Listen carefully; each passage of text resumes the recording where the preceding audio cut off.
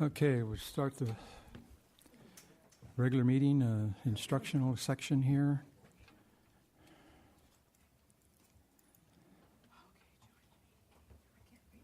And we're having a study session on high school 4 and middle school 2. So, our tech expert there is having... Oh, I haven't even gotten on yet. Oh, No. he's really good.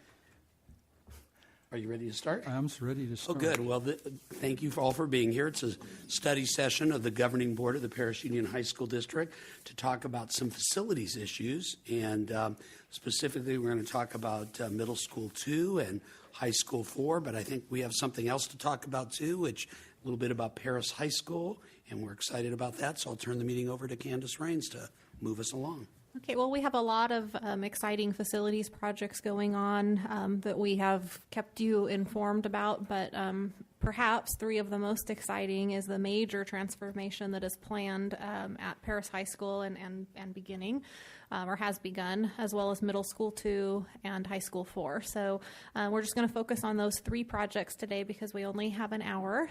So we're going to start with Glenn Ueda. Okay, Glenn Ueda. Oh, good timing, Glenn. Great timing, Glenn Ueda from WLC Architects. So we'll start with Paris High School, we'll then move into PJHM Architects with middle school 2, and then we will wrap up with BNDS Baker Nowicki Design Studio on high school 4. We're going to try something new today, which Shane is here to help with. So that you can actually see the presentation on the screen in front of you as well as behind you and on the sides. So hopefully, and not us. Oh. We're good. So, okay. What did you push? Alt-tab. This is changing to a different tab. Okay. So they shouldn't have to hit anything, Shane, correct? It should just don't touch anything. Okay. Takes the fun out of it. Okay, Glenn, if you could Sounds begin. like you're at the market shopping. You're telling your kid, don't touch anything. We'll have to buy it. Good to see all of you again. Thanks for coming. And 15 minutes, correct? 3:06. Bill, you've got a good arm. Go ahead and throw something at me. 10 minutes or slightly more. Well, great to be here. Glenn Ueda, WLC Architects. Look forward to making a present here on Paris High School. So Paris High School, as you may have seen in the past few months, we've completed the buildings that are in yellow here, which are Phase 1A and 1B along Ruby Drive. In addition, there's a substantial amount of construction and demolition going on at the site, all of which is getting ready for Phase 2A and 2B.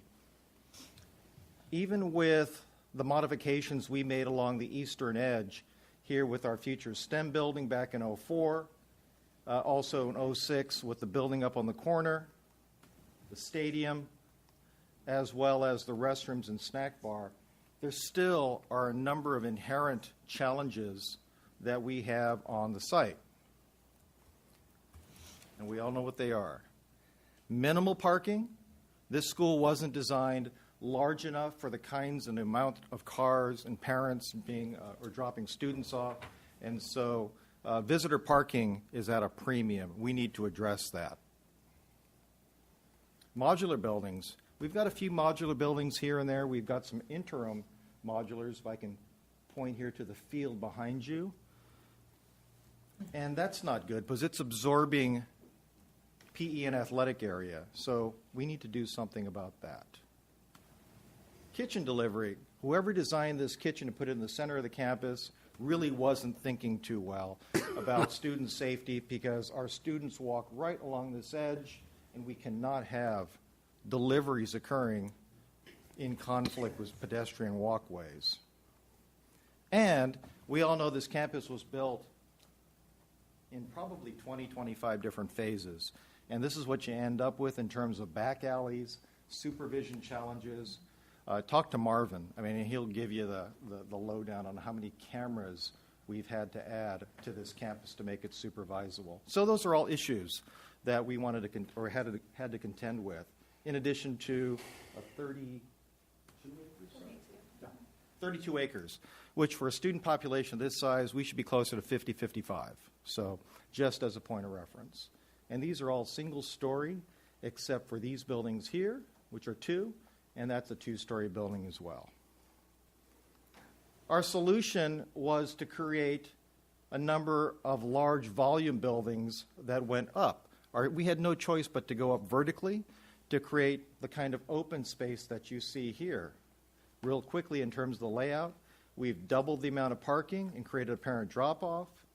We've created a lot of openness here because the campus, as we were told with the committee, lacked a student-centered environment where they could gather.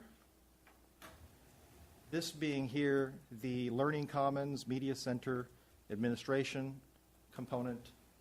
This being the Visual Arts, Performing Arts Theater, future phase. This is what is going to be bid and built, hopefully shortly. We just got the drawings back from DSA in orange. And the blue would be the remainder of what is left to complete of the PE and athletic areas. And you can see the ordering here. So this piece next, this piece, theater, and then the remainder of the PE athletic area. One of the things we tried to do is to create a more dignified entry. A public facility deserves a public presence, and that is something that was sorely lacking with that very small administration office. And so what we've tried to do, and you'll see this in the three-dimensional model, the larger buildings creating a real gateway into the heart of the campus. And also placing the two most public buildings of the four phases up near the front to encourage after-hours use.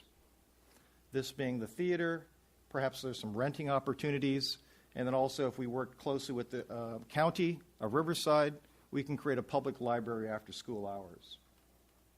We wanted to simplify the circulation on the site as well. We have the staff and student parking, and we also had the bus drop-off here. And what we came up with was we fondly call Panther Parkway, which unifies all of the circulation along one spine. And the new design also incorporates or takes advantage of the service drive along the south. Remember the kitchen problem we had up at the top? We've moved that down to where it's immediately served directly off of this service drive. We also have all the shops, Voc Tech areas, easily supervised off this edge, and also in terms of delivery, as well as service into the PE area. Okay. A little bit more about Phase 2. This is the Media Arts Building. One of the main things we accomplished here was decentralizing the administrative component. The principal will still be up in this area in the existing admin office, but we've created 2 student services centers which will have currently assistant principals and counselors in this location and also one in this location. Ceramics labs, flex labs, student store, those are all located in kind of this L-shaped building. This is the main dining area that is directly off of the cafeteria. This is the kitchen, as we had mentioned, auto shop, graphics, and also a number of allied science type labs. This is currently where the girls' locker room is, as we all know. And maybe I can go back one. Well, let's not do that. So the girls' locker room is currently here. It's been demolished. They're going to be relocated into this facility here, which would afford better access to the fields. Boys' locker room will be moved from this building, which remains, into this area, and it'll serve the PE athletic area to the south. This will become weightlifting and also wrestling. That'll be repurposed into a new use. It's actually perfectly sized for that.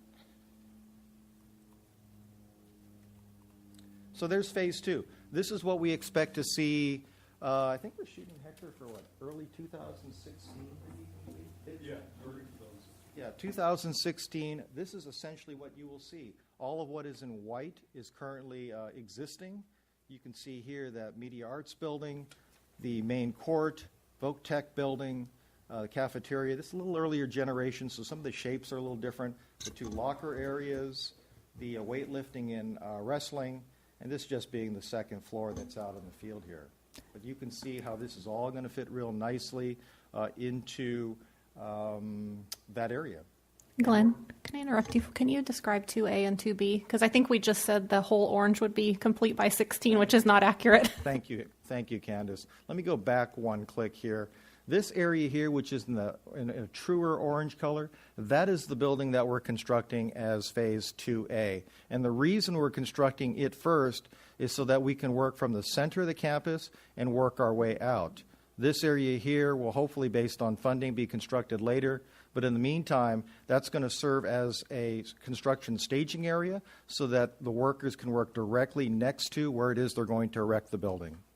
And we've got fencing all the way around. Hector and David Smith and Ron Keel with NEF work really closely to fence all of this off to ensure student safety. We work really closely with the principal, too. Mhm. So again, that's 2A here.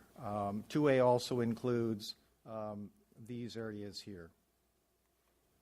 And this is a little 3D model, and some of the arrows you'll recognize. There's the public entry that I made mention of. It's a little bit more prominent in this model. You can also see how this will meet Paris Boulevard, having the theater lobby as well as the learning commons. So again, nice public face. These are all basically just shapes right now because we haven't been authorized to design these buildings, but you get a sense of how large they would be. Glenn, just a correction, that's Nuevo Road there. Nuevo Road. Thank you very much. And this being Ruby here. So yeah, this is looking from the northeast in a southwesterly direction. This will be renamed the STEM building, and then you can begin to see some of the architecture. And we'll zoom in a little closer so we can begin to see some of the building features that make up the architecture. Okay. There's the circulation spine we talked about earlier that connects the student and staff parking with where the bus drop-off area currently is. Okay. And this is just a different view coming down the southern or the eastern edge, looking in a northwesterly direction. This affords a much better view of the service area here and how we're trying to keep those kinds of, I don't want to call them dirty, but more utilitarian type services along that southern edge off this road. This being the auto shop area, you can begin to see a little walled enclosure here with a canopy. More of the noisy type of lab areas, if you will, kitchen, and then the student union, the locker areas. You can begin to see how that's all kind of taking shape there. And looking back northeast, a little different angle again, and then looking in a southeasterly location. The other thing that we're going to try and accomplish here is with all of the academic areas really being concentrated down in this corner, about probably 80% of them, Candace, would you say? We wanted to somehow create a connection between that area and the STEM building. So we're going to try and do that with landscaping and some other architectural features. But this is just kind of a quick diagram, if you will, of how we want to link the two diagonal corners. And there's that relationship we spoke of between the locker areas, which is improved between what you have now, and wrestling and weights. Get a little closer, you can begin to see here some of the student center areas prominently located on what we kind of call hot spots where students have to walk by them in order to create visibility. The whole concept being is instead of having to go to the office per se to receive services, let's put them out there in the student population where they're more accessible. We really, really like that concept. This being a student amphitheater, little satellite kitchen. We work closely with the Director of Food Services in trying to extend the food services out again to the student population and decrease the serving times in doing so. More of a ground level shot here. This would be that Panther Parkway that we call this street, so to speak. And you can begin to see a little bit of what's happening with the face of the buildings. You see a lot of glazing, and the concept from the committee there was see and be seen. Create a lot of natural daylighting from an energy standpoint, but also really encourage students to look into labs and classrooms and see what their fellow students are accomplishing within the learning environments. View looking south. That there, the gray building as a point of reference is your gymnasium. This being the satellite kitchen in the foreground. This cafeteria beyond. Nice, I'd say 1.5, 2-story volume, and another side to the Student Services Center, one of them. A little closer view as you look into the amphitheater. And then once you've turned at the amphitheater, go back. If you're standing where these people are and you're looking that way, this is what you would see. You would see this large lunch area here, some of the canopy structure, which would serve as a shading device for exterior dining, and you can begin to see the other student services center on the southeast corner of the Media Arts Building. A little closer. What you're seeing there is a little bit of the outline of Phase 1A and 1B. One of the concerns we all had was that being the outermost series of buildings along Ruby Drive, what can we do to pull them further into the campus and make them feel more integrated in the design? And that's why we place this Student Services Center here as kind of a hub, if you will. This other green volume is your campus security. Marvin and Sergio would be located here, and they worked really closely with us. They were terrific. They helped us identify sight lines and camera locations, and they felt like this would give them the best opportunity to supervise the campus. This a little close-up view here of that exterior dining area. The word engineering here is nothing more than a suggestion of how the district may want to seek relationships with some business partners and maybe look at some branding opportunities. We had a gentleman from Hemet High School, worked very closely on the auto technology lab, and he said, oh yeah, we have sponsorships all the time. And I said, well, wouldn't it be great to have it called the AutoZone Technology or Auto Lab or something? So again, in an effort to kind of brand the buildings, create a student identity with each of the schools, that may be something the district wants to pursue. This just looking back, the Culinary Arts Academy, as well as the Student Union cafeteria. This is that other student services area I just now mentioned as a hub. These are those buildings along Ruby Drive that we just completed that were shown in yellow on the site plan. And you can see here that we wanted to make sure that they felt a part of what will be the new Paris High School. This kind of being the outer layer of the onion, so to speak. We wanted to make sure that they felt they were ingrained in the fabric of the new campus design. And this looking back towards the amphitheater, which is right there. Okay, a little close-up detail, a little clock tower feature here in this Media Arts Academy court. This being the ceramics lab here. One thing I will add, and it doesn't show up well here because it was developed after, is that a lot of these window areas also serve as galleries. Each of the teaching spaces has its own display area to celebrate student achievement, to share with their fellow students what they're working on. So in the case of, say, one of the computer labs, you'll be able to see maybe some monitors showing AutoCAD classes, and who knows, maybe create the next bunch of architects for us. So, okay. Yes? The ag department would be, it would be basically where Jonathan is sitting. It would be off behind behind you. This is facing northeast, northeast. So it would be to the south of this building here. Yep. Okay. And again, just a suggestion of what could be with the branding detail. And that is it. Questions?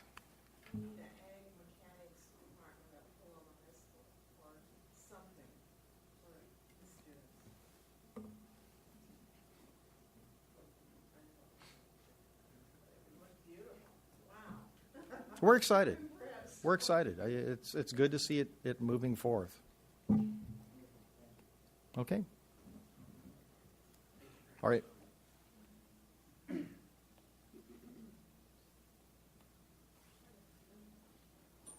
doing middle school. Yeah.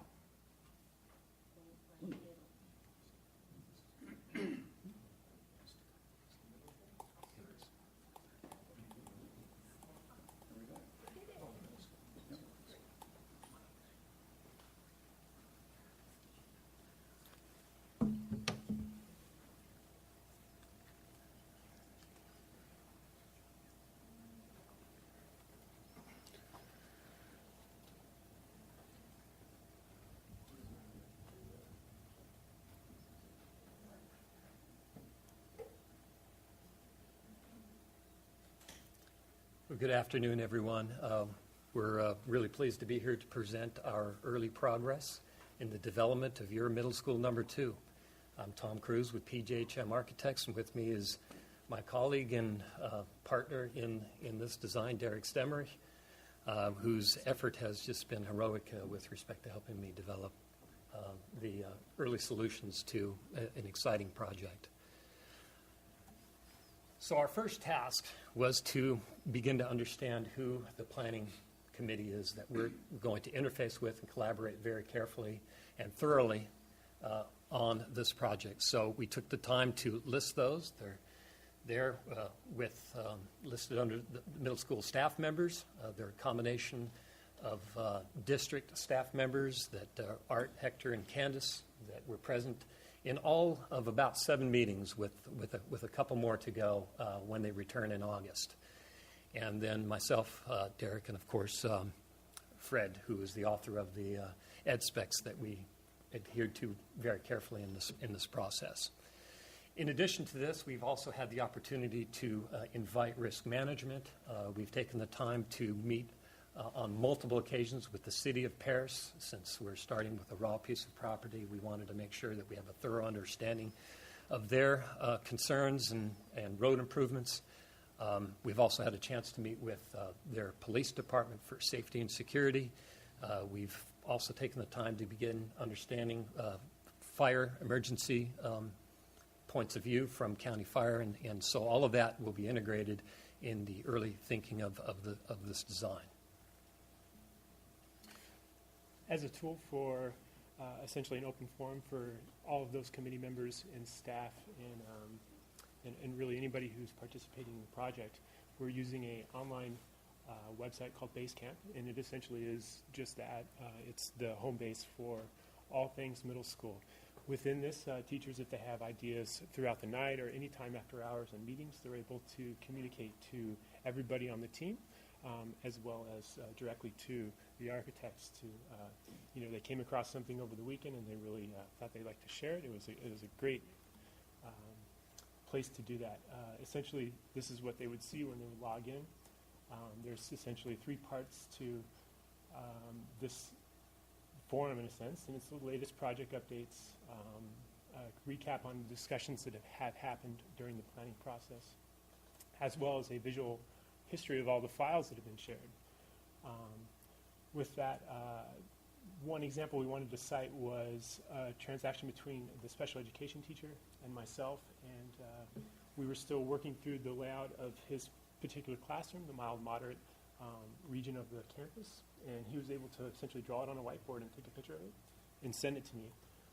From there, we kind of had a back and forth of maybe this is a better layout and so on. And every particular piece of this building has had that direct, intimate transaction with those teachers for their respective space. So in summer, we had a real collaborative effort with these planning committee members, and it was 24/7. If it didn't happen in a specific meeting, we kept it so that they could bring their thoughts and ideas to us at any point in time. So as a quick reminder, here's our site in yellow. Extensive residential here to the west, a park to the east, future residential to the south, and a flood control channel to the north. That's what bounds our site. And so what we began with was to understand the ed specs that were adopted by you, that were authored by Dr. Good. And what we wanted to do is create some kind of a visual tool, a collaborative tool where we essentially created building blocks, identified and symbolized in color to represent each of the components of the ed specs. And then with some basic site planning of access drives and parking at the perimeter, athletics to buffer between the school and residential. We began to place the academic buildings in logical places, an admin building, and then we began by putting a gymnasium in a very prominent location that relates both to the park, Patriot Park across the way, and also in prominence in the event that we ever decide to share this facility with the city or anyone else. We just felt that this was the right location as a starting point for the gymnasium. And I'm making a point here because through the collaborative effort with your planning committee, they didn't agree that that was the right spot for the gymnasium. And so using the building block tools, during the meeting, we're able to take that old gymnasium location, move it to where it's more centralized with all the other outdoor PE activities, and so that a student didn't have to transverse the campus and then back to some outdoor field. It became more centralized, and now a student anywhere on campus hits the locker rooms and is quickly going to whatever kind of athletic activity was planned for the day. So it was a process of careful listening, making quick adjustments, and showing the results to the planning committee that their thoughts and ideas are indeed on target and important. In addition to that, evaluating this model, we did potentially discover a flaw in the design, and it really changed the form and dynamic of our proposed design here. As you see, those green rectangles at the top are representing the classroom spaces, and the way in which students would interact and access those classrooms required them to go outside of campus and back essentially into the building. So we potentially saw that as a big problem. So we went back to the drawing board and we came up with a revised plan that allowed for both access to every one of those spaces within that courtyard space. And that came out a result of extensive work with risk management was, hey, let's develop an academic courtyard that is supervisorable by as few eyes as possible, and also have a safe, secure place in a lockdown situation, which is have become accustomed to in developing designs for Paris Union High School District across the board. So the reason why the little green classroom spaces along with their small resource areas are angled is so that all ingress and egress for all of the classrooms can be taken off of the courtyard. The kids never walk outside the design or outside the building masses to enter or exit their buildings. So in essence, what we have is we have a series of suites where 3 classrooms share a special resource area, which is right on target with the ed specs, and then those were linked together to create one of the academies. In this case, it is the 7th grade academy. The 8th grade academy is a mirror image of this, but you have A small tweak to the special education. you've got some special ed here, and you've got the classroom wings with their individual resource areas, and then you have the science component that links onto the end, and at the very end of that are restrooms that are quickly accessible for each of those components of the building. In addition, every space is accessible from an exterior exit. Bringing a little bit more into the future, we're pulling together the floor plan as we developed it with the planning committee, and this turned out to be the most effective tool with them. And as each meeting, we kind of highlighted the academic buildings, the administration building, the student union area, and then as well as the gymnasium and flex lab inside of that Talk about space. the kitchen too. Correct. The kitchen located here, where students have their essentially lunch area, which is separated from the PE area.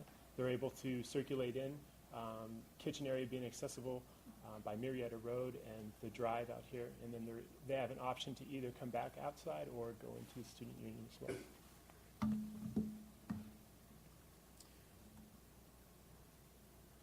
So at this point, we wanted to revisit with the city of Paris. We were advanced enough in our design to feel important to go back to the city and present our ideas and thoughts. And that's where we got a little different opinion as to what kind of roads and access points along the perimeter of our site was actually desired by the city. Long story short, we created some sketchy, quick drawings that encapsulated some of the discussions that we were having via phone, but presenting in a real sketchy format some kind of a working tool where we were able to sit down with the city and figure out, well, what is it that you really want? And our early design showed a new road called Patriot Way along the north edge that now is something that the city does not want. So we began to create solutions that better fit the needs and the desires of the city that works with the design that we've successfully completed through work with the planning committee. Long story short, rather than having ingress and egress here off of Patriot, which no longer exists, we really expand our project a little bit to create an access drive that comes off of Wilson Avenue in alignment with an existing street so that all ingress happens here, and we have a perimeter access drive that takes us across the site and out Murrieta in a couple of locations. And what that does, long story short, is it creates real-world parent-child drop-off queue space so that we never have backup into the residential streets. We have it on site. So we were a little concerned at the removal of Patriot Way because that's where we've always thought ingress and egress should happen, or I should say ingress should happen. But the positive benefit that came out of it is that our lessons learned at Heritage High School, where we redesigned the entire ingress-egress parent-child drop-off, we were able to use that experience here to create the right kind of queue space for all the cars for Is Murrieta still going to dead in there at the canal, at the ditch, or is it going to be? That's a great segue, yeah. Currently, it is, although the city of Paris would like to put, at the very least, a pedestrian bridge at some future point, maybe a vehicular bridge. If they do, this site plan accommodates traffic coming south and getting onto our school site. But we've kind of said to them that funding-wise, we need to focus money on the school site, and so they understand that would be their responsibility. So we've also had discussions about additional parking, parallel parking along Patriot, and then we've also begun discussions on the fate of the power poles along Murrieta Road, and that all will be clarified as we continue working with the city of Paris. In addition to that, we explored another option just to be sure that we are, in fact, providing the proper solution, and this was all access on Murrieta, which proved to not work out in our favor. So we certainly wanted to make sure that we covered all bases. From there, this is a little bit more of a refined version of where we're at to date. This is an overhead view as looking down. You're seeing the roof forms as well as the access drive and the fields come into play. Here's a little bit of a perspective coming in. You can see we really wanted to take advantage of the north flight and the long linear proportions that our building offers. So we're certainly have potential for future solar. We're studying how the mechanical units are interfacing with the building and making sure they're out of sight lines. The gymnasium is starting to develop into this sawtooth type form where we can really take advantage of a lot of north clear story light, as well as the administration building. We're planning About 1,000. This is another view looking a little bit further down the irrigation channel here by Patriot Park. As you can see, this is the main entry point into the campus, with the administration being located. You can kind of see a little flag there. And then into the courtyard for both 7th and 8th grade. You've got assistant principals and principals right here so that, again, the concept of as few eyes as possible to see as much as possible happens right from this point. We've got our library happening here so that the concept of a holistic academic site is really embraced not just in the classroom, but in courtyards under shade. There's shade niches here where kids can come out of the special resource areas and take their Chromebooks. And the idea is to create as many opportunities for one-to-one based learning throughout the entire campus. And that's what this courtyard really embraces as it interfaces the building, the actual academic buildings. When parents come to the school to visit, where do they enter the campus? This is the main entrance here, right where you see this little this flagpole right here. And It's a great question because not only is it important to understand the entrance, but we've got to recognize that at night there is going to be some sort of opportunity to use the school if you're if you need access to the internet, you don't have it at home.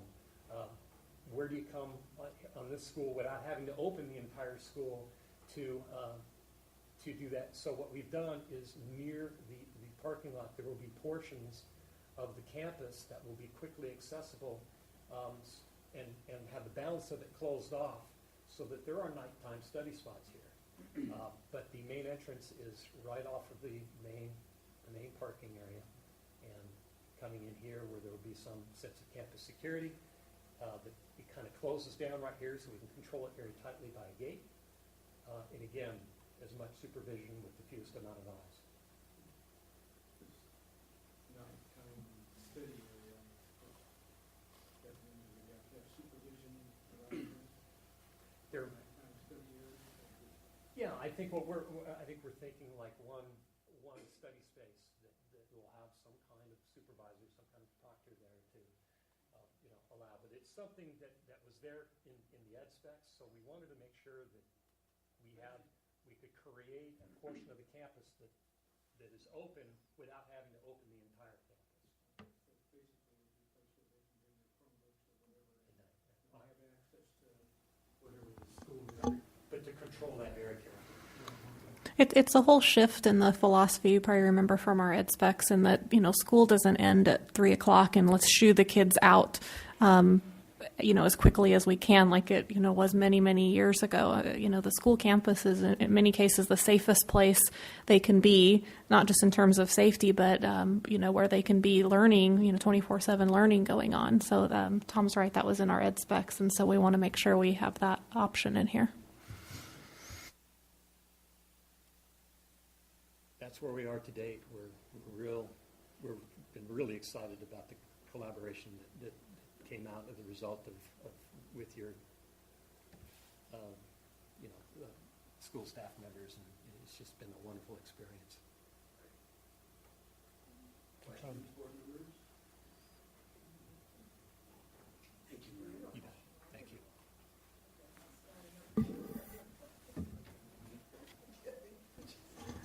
Just one comment while Baker and Wiki is coming up.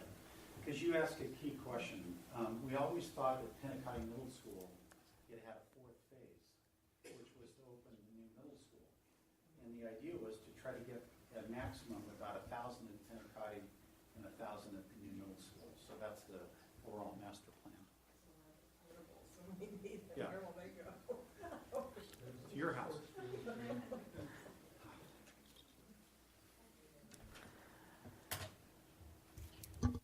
Right here. Okay. We're now switching to high school number 4. Oh, we're happy to be here. Thanks for having us. John Baker, this is my partner, Rich Nowicki, from the Baker Nowicki Design Studio.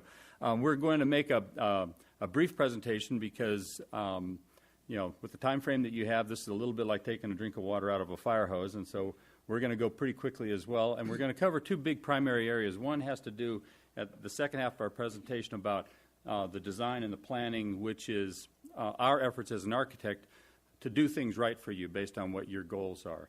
The first half of the presentation is all about the process we use to make sure that we're doing the right things. And that means aligning our planning strategies and our design work with your ed specs and the goals of the ed spec, because they lay out the master plan and the vision for this campus, the vision for learning, the vision for your career paths for kids. And so it's very important that the planning of the campus really provide a physical environment in which those things can really happen.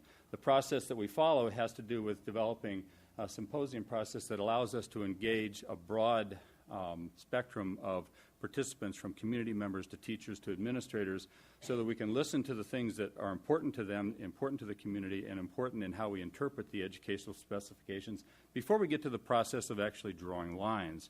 And then working through that to confirm things with the subject matter experts, which we've just finished over the last month and a half to conclude with the schematic design that we're going to share with you. The EdSpec goals then became central to all the decision-making that gets benchmarked along the way in the process. and the interactive process with all of the community members and administrators helped us visually begin to see how to interpret the ed spec into a final design. It was interesting that the ed spec provided some great insights into some very progressive approaches to education. As we went through the visionary process with the symposium, many of those were validated, and a few we uncovered some ways to actually improve on them. And so the first of those is this chart, which you'll be able to see in the handouts when we give them to you. But there were 4 primary areas under the category of our careers, our Centers for Applied Learning, which we refer to as CALS. And these are your school to career, school to college kind of vocational, hands-on application learning opportunities. And the categories and the programs that were built within each of those 4 CALs were refined in the brainstorming session during the symposium. It allowed us to really dial in the types of programs and the categories in which they're going to be offered so that they really reflect what the long-term goals are. And it's not that each of the programs would always be offered all the time, but we needed to be able to provide a pathway in each of the CALs for a number of different content areas that might be important at any given time in the future. The big ideas that came out of some of the symposium process we thought would be of interest to you. In the discussions on CALs and the Centers for Applied Learning, there are a couple of sort of important strategic things that helped us in our planning process. The first is the concept of making sure that all the CALs and the lab spaces that are developed for hands-on learning are designed in such a way that they can accommodate all of the potential programs within each of the CALs. So the CAL for Global Business may have a number of different programs that might be available in the future, or maybe providing programming and classes for multiple programs throughout the day. And we want to make sure that those labs can be flexible enough to be able to accommodate all of those things. So it got to developing a concept for labs that are multidimensional, multi-use, and not overly prescribed.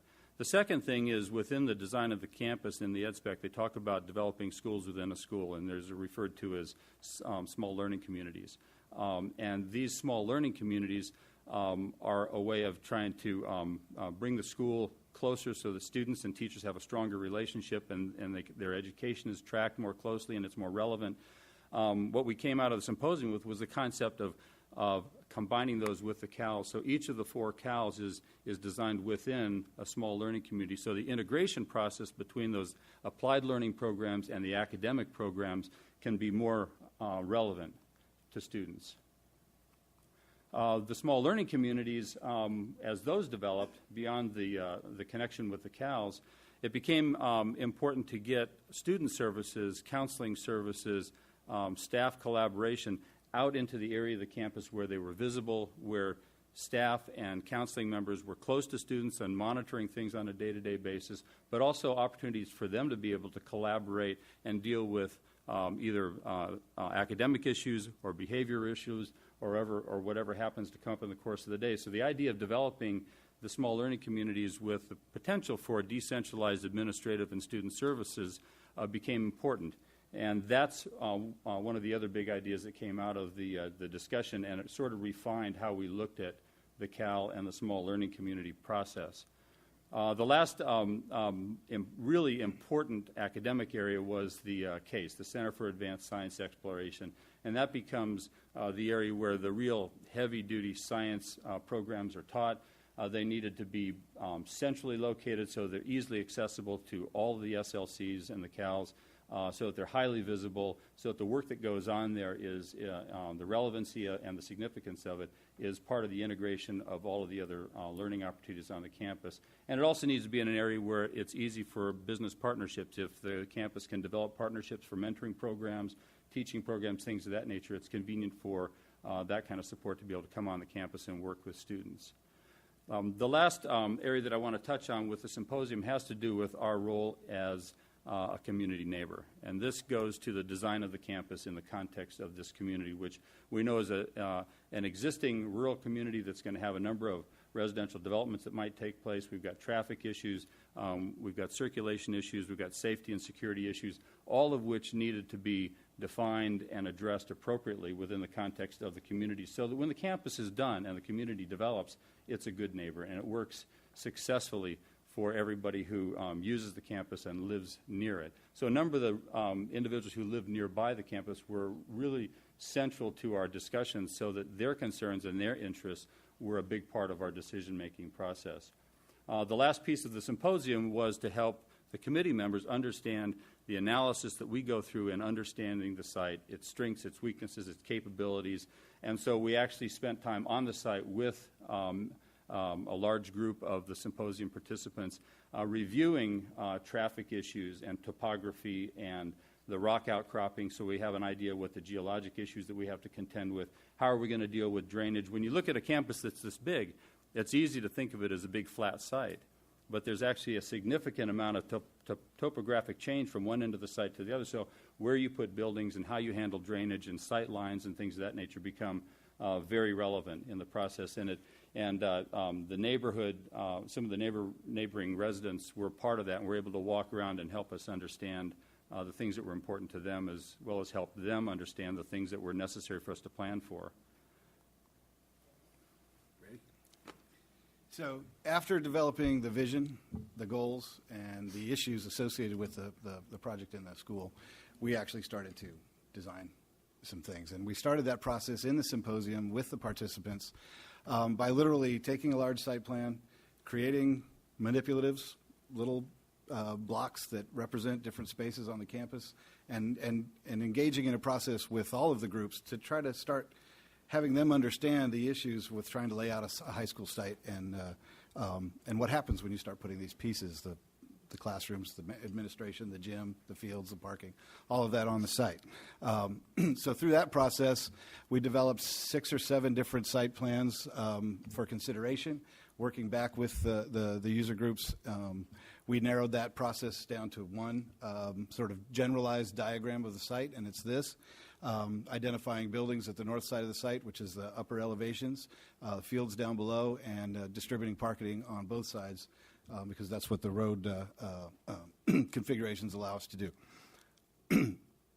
So within that, we don't have to go through all of these, but party foul.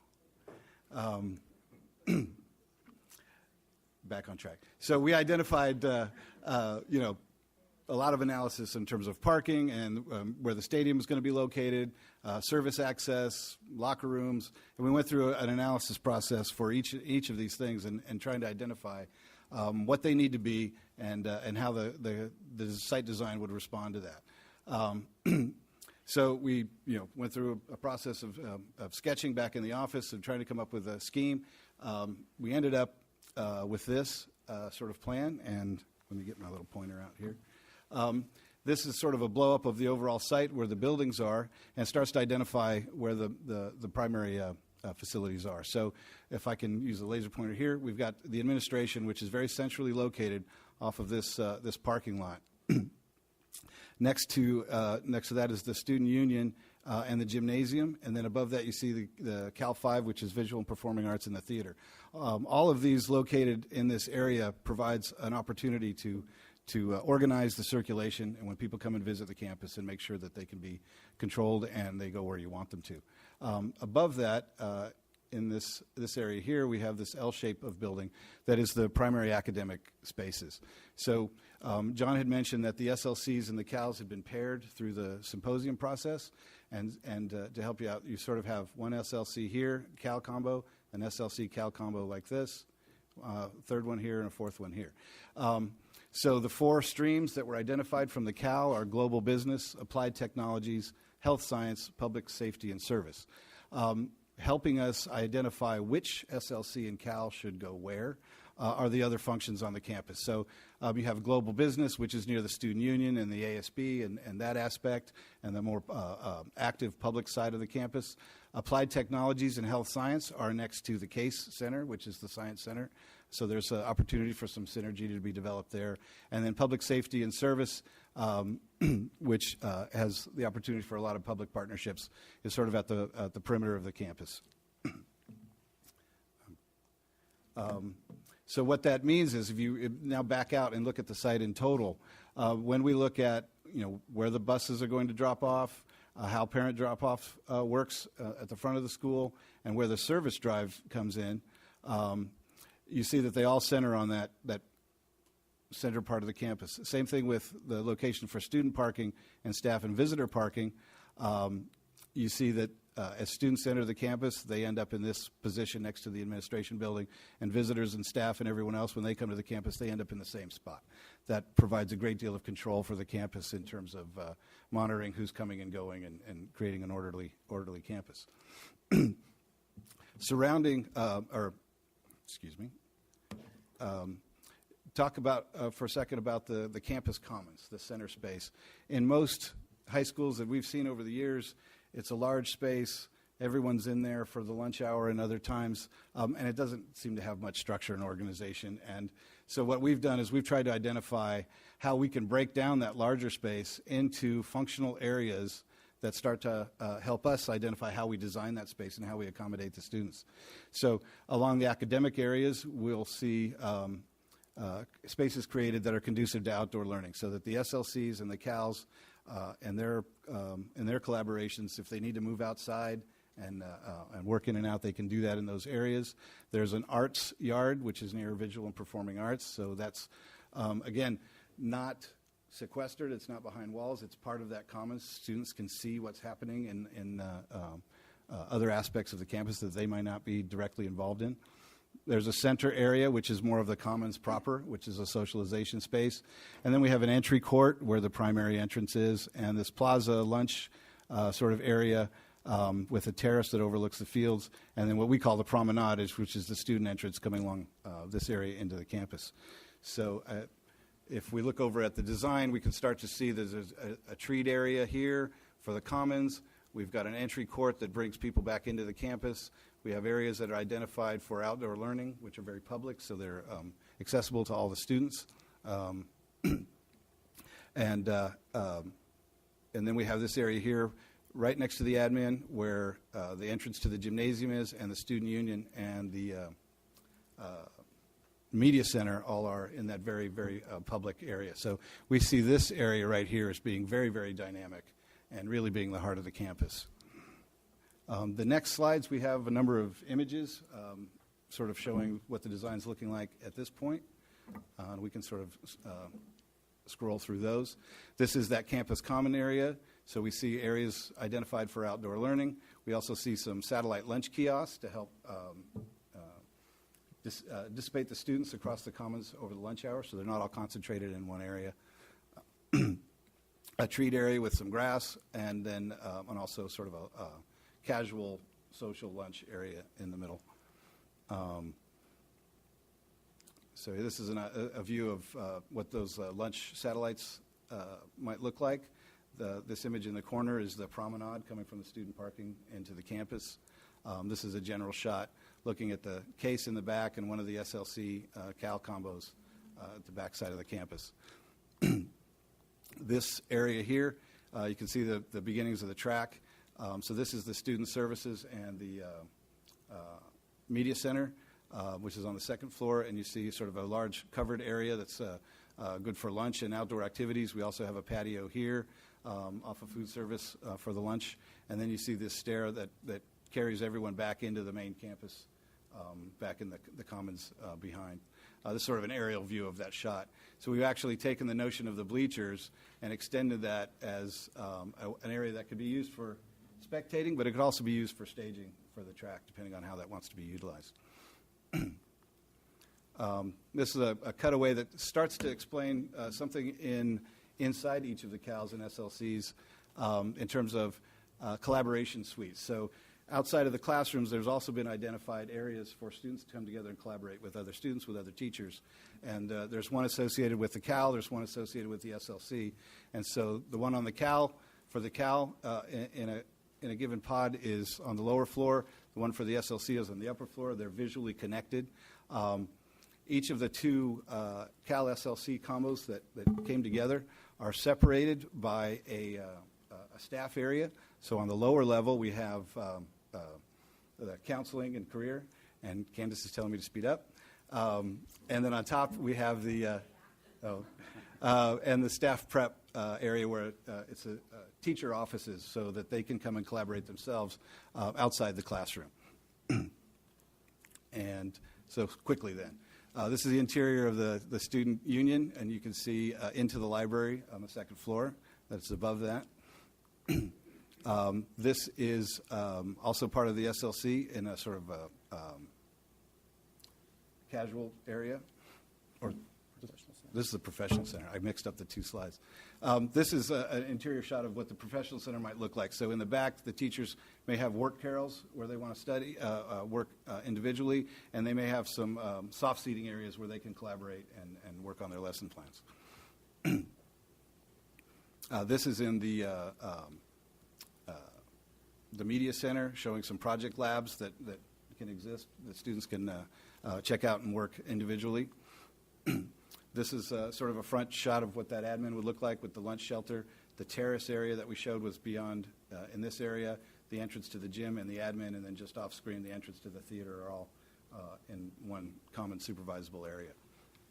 You want to talk about the phasing? Well, the last piece of this, and I won't dwell on it, it'll be in your handout. It's just to look at if the campus needed to look at some sort of a phased development, what pieces would be available to look at developing that kind of a strategy. And so we analyzed and identified about 3 areas that would be suitable for looking at a phased implementation if necessary, things like the stadium and the Performing Arts Center, and maybe part of the academic wing, or maybe just the interior improvements of the academic wing. So we've got some buffer depending on how the state bond issue goes and the bid climate and that when it goes forward.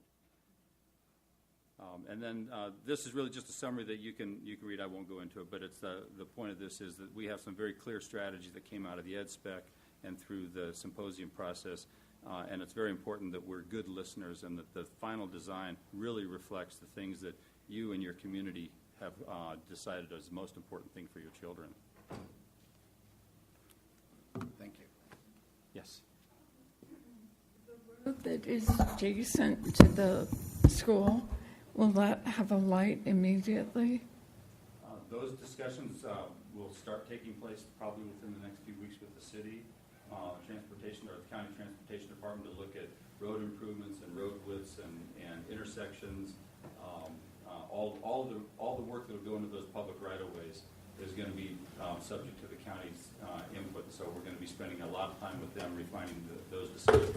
Okay, I just, I know what happened at Heritage. We would want to have, I would think, those in place before we actually build the school, or at least, at a time when they can have a light before the school is up and running. And Mrs. Twyman, John and Rich haven't been involved. I have for 2 years with the county. They don't know this, but the light will be there.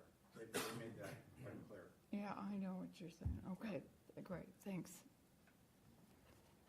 Thank you very much, John. Appreciate it. That concludes our input. Board members, do you have any questions or comments at this time? I have a comment. Bill? I have a comment. Yeah. So as I see all of this being rolled out, you have the best recommendations by experts, end users, staff, and students. One piece that, it may be there and all that, but to me that's super important as administration looking over this as a bigger picture. It always, you have end users and folks looking at what applies to them, but how it all fits together, we rely on our experts, our architects that have visited many schools and all that. But in the end, I think it's super important that the administrators look at the bigger picture. For example, one of the things that was mentioned about mild to moderate, talking to the to the special ed teacher, and I said, well, I would like to see Marcy look into that, as to how it all fits together in the here and now, in the future. And so that's so important, because a lot of times folks look at the small things, and that's critical. But in the end, how does it all fit together? And I think the folks that have the bigger picture ought to be looking at that. I'm sure you're going to audit that or screen it, or. And Mr. Yeah. Gundis, that's a perfect comment, and it's the one of, well, other than it's legally required, it's the precise reason why we went through the educational specifications process. But we didn't do that just to meet the legal requirement. That's a living, breathing document that we work with, our architects work with, and we've even kept that Ed Specs committee going, and that committee is made up primarily of the folks that you're talking about. Okay. Not only the administrators here in this district, but depending on which project we're working on, we've involved administrators both in the Menifee and in the Paris school district. We've toured campuses across or up and down the state to make sure we make all the right decisions, that big picture in mind. We're also going to keep the sheriff's department's been involved in Yes. it because we want, in case of a disaster at a school, how does this work for them when they come on campus? And how do we supervise a campus of 2,700 teenagers at a high school or 1,000 7th and 8th graders? So, yeah, we'll be doing that, but it's always a good reminder, and we appreciate the input, Mr. Agudas. All right. Thank you.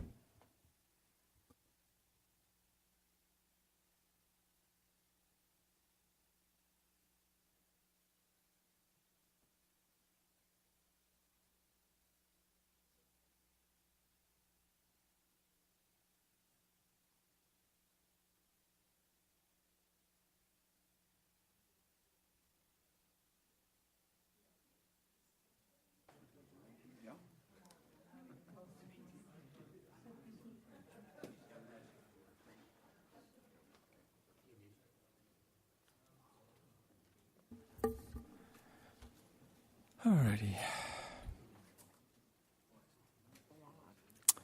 Okay, invitation to address the Board of Trustees in closed session items only. Thank you. Thank you very much. Any takers? Nope. Okay. Motion to close. We'll reconvene this meeting. Please stand for the Pledge of Allegiance. Remain standing for the invocation.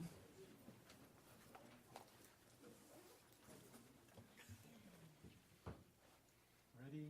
Begin. Pledge allegiance to the flag of the United States of America and to the republic for which it stands, one nation, under God, indivisible, with liberty and justice for all. Trustee Nielsen? Want to bow your heads for a moment of silence, please?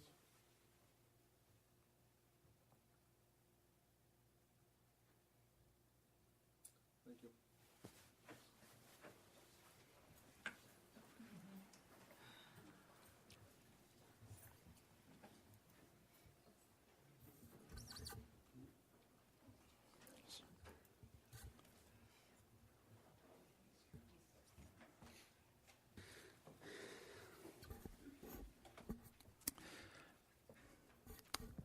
Okay, revision, adoption, ordering of the agenda. Do we have any changes from anybody? Okay, can I have a motion, please? Second. I'll give that to Edward, and I'll let Joan have it. Please vote.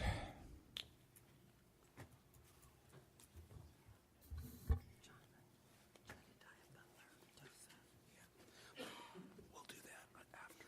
Oral reports out of closed session. There is not one tonight, Mr. President. Okay, thank you. Okay, oral reports, district update by the superintendent. Thank you, Mr. Holstrom, and good summer to everybody. Middle of July, and we're already talking about school starting, and summer school's still going on. So why don't you give us a summer school update, Mrs. Savage? I can do that. We have exactly 5 more days of summer school. And I say that because it really has gone a long time. But today, I want you to know, went through some classrooms. We're still running the accelerated pathway, and those classes are still full. We were a little worried that going 6 weeks we would see kind of a decrease in students, but actually we've been able to maintain a good class size. A lot of students are getting ahead. We've also run the A+ credit recovery pathway, and we have students who have almost 450 classes have been passed. Not by one student. No. But with the students who are in that. And then, as you all know, Grant Bennett orchestrated with our collaborative districts the Summer Bridge Program, which services over 300 students. And are we still, are we still with 300 plus students in there? Well, this 3-week session, we have about 150? Okay. So that has been a marvelous, we kind of piloted it this year, and it was very successful. So we're very, very pleased. In August or September, we'll give an overview on credit recovery and acceleration, just what our results are as we look at our district. Right now, we're looking at our district courses that have been failed from the 13-14 school year, and just what we need to do to become much more proactive so we don't have to run such a large summer session. And the good news is we're going to have a huge summer graduation this year. So it's always been kind of filled the theater at Heritage because there's no limit to the number of tickets because we've never had that many students graduating. But now we might have to limit tickets or do it somewhere else because it's going to be a big event. There are a lot of students who will be able to walk graduation, and we're proud of that. Let me just share with you, though, and then if you don't have anything else to do between like 7:30 and 1 o'clock, and for the next week, feel free to visit Heritage, walk through any of those classrooms, as well as at Paris Lake. I was at Paris Lake on Monday, and it was really heartwarming when students walk up to you and say, hey, I failed 6 courses. I should have graduated this year. I now get to graduate, that they've had the opportunity to recoup. So, yeah. That's nice. Thank you very much for sharing, Marcy. Also, I want you to know, in a community where I think the number, Mr. Marksbury, is about 72% of our students are on free or 73%.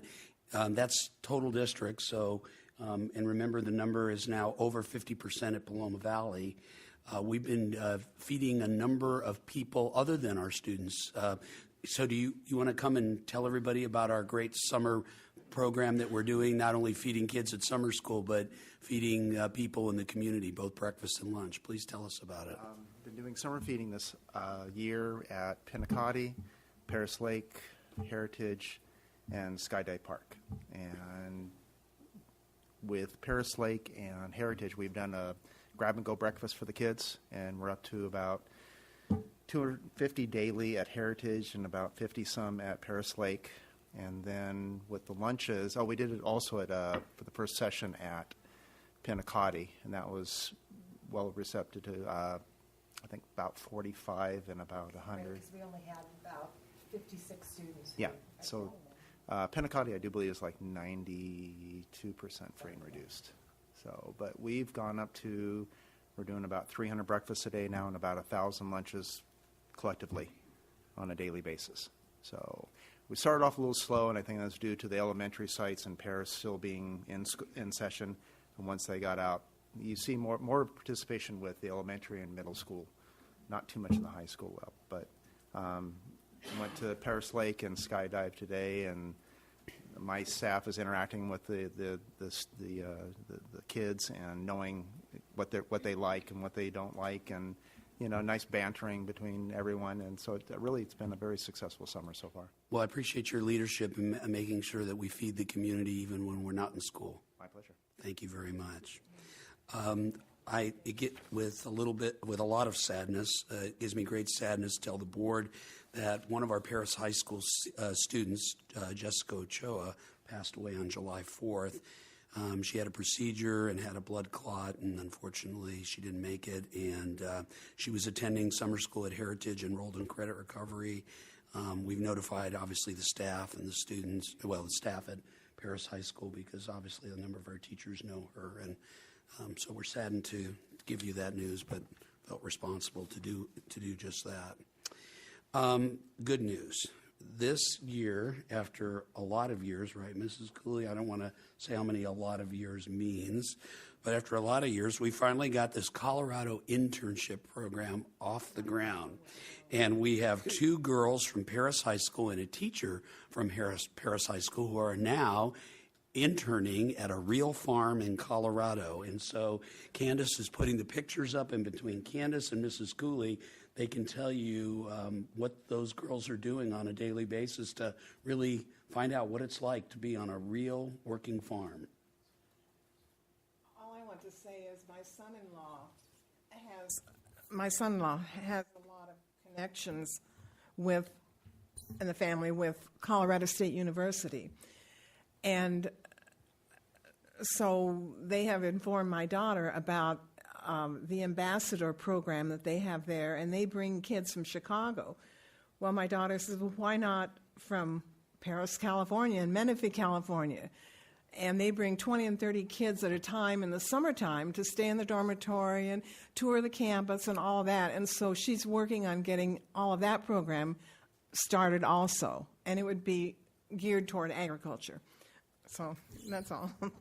Somehow Joan, perfect timing, I was going to say roped me into talking about this. I think it's just because I like animals or something. But you can see that Sarah and Shane have the Paris High School, the @Paris FFA Twitter feed up there. You see all the pictures of Emily and Anissa. And, Emily's the student on this side, and Anissa's the one in the middle. I don't know who the lady in the hat is. That your daughter, or do you know? No. But they're just getting lots and lots of experience with pigs and with cattle, and they were, I don't think we've gotten to the picture yet. See, they're moving cattle here. I think there's one coming up where they learned about crop dusting and just all of the real life experience that they learn about every day. I believe Emily's a senior and Anissa's a sophomore, but they're getting great experiences there. They're having a ball. And Christy will have a big party for everyone on Sunday. That's that one. Have all the farmers and people. And they're very interested. The thing about it is, which I'm so excited about, is the Colorado State University really wants to come on board, as well as other ranchers and farmers in the area, and have the program, have more kids that we can send out. So it's pretty exciting. And we this year it was Paris High School, and obviously in terms of fairness, next year it will be Heritage High School. So we'll rotate between, and we sent 2 girls. Since we have a teacher there, we want to say same gender. So maybe at Heritage it'll be 2 boys, but it'll always either be 2 boys or 2 girls, or maybe a contingent. And we'll have to talk about that contingent. That kind of scares the superintendent when we're sending too many teenagers far, far away from home. But you've convinced me so far that 2 works pretty well. We'll talk about more in the future, but I really want to thank you. I really want to thank your daughter and your son-in-law's family for sponsoring this and making this a really great hands-on experience for these students. Look how cold it is in Colorado right now. Oh, we're jealous of that right now. So Paris FFA only has 48 followers right now. I see, 30 people in the audience, only a few of which I know are followers. So if you want to keep up, follow @Paris FFA. Okay, thank you very much. And we talked last year about what we did, implementing a one-to-one, becoming the first one-to-one district that we know of in California, certainly one our size, to do that and to give the teachers the technology. And we, as Tom Ashley, who's here tonight, so aptly put, a soft grand opening. It was a great soft grand opening. It was a great grand opening if you forget about the soft. And one of the components that made it successful, and this isn't just the superintendent saying it, it's really the staff saying it, has been the help of our tech department. And the tech department working feverishly every time a teacher or a student had a problem, it seemed they were there. And this summer, I got just a few days ago, I got a great note from Princess Choi, a teacher in our district, and she said, I have the pleasure of teaching Math 1's Summer Bridge right now, and I just wanted to take the time to thank Mr. Joe Williams and his crew. The technology department spoils me. They send over a tech several times a day into my classroom to make sure there are no technology issues. One day, I sent in about 5 requests because I had students who came in late and they needed to get a Chromebook issued or replaced. Someone from the technology department was in my room within 5 minutes every time I put in a request. Since my students are always working on their Chromebooks, I really appreciate the support the technology department has provided me. I'm actually starting to get worried that I will miss all this attention when the regular semester starts. Dr. Greenberg, I hope that you will acknowledge the tech department for all their great work. Oh, and please include Carrie Bobbitt and Charles Tippie as well. Take care. And so from Princess Joy, one of our fabulous teachers in the district, I thought you'd want to hear that. We also have, Mr. Hilton informed me just today or yesterday at Paris High School that one of our students, Emily Hamblin, who's not on the Colorado internship, has been, oh, she's one of the two? Oh my God, this girl's getting everything. She's been selected to represent California FFA at the national convention as one of their delegates. Only 36 students are selected from the whole state of California, which has over 70,000 FFA members. This is a huge honor for her in our program. And Doug Cousins, who heads up the ag instructor, he's an ag instructor and heading up the department over at Paris High School, wanted everybody to know that. And that's pretty cool as well. Speaking is like Princess Joy. It's like we keep talking about Princess Joy. She was selected to be an in-person panelist for achievement level setting for the Smarter Balanced assessment. She'll actually be flown to Dallas, Texas to be a part of that. And we talked about Charles Tippie and his leadership in SBAC, but a lot of our teachers are really on the ground floor understanding what we're going to be testing. Remember, we start testing in the spring coming up, spring of 2015. And if our teachers can, be on the cutting edge of that, they can bring that knowledge back to our classrooms and help our teachers and our students as well. So really proud of Princess Joy.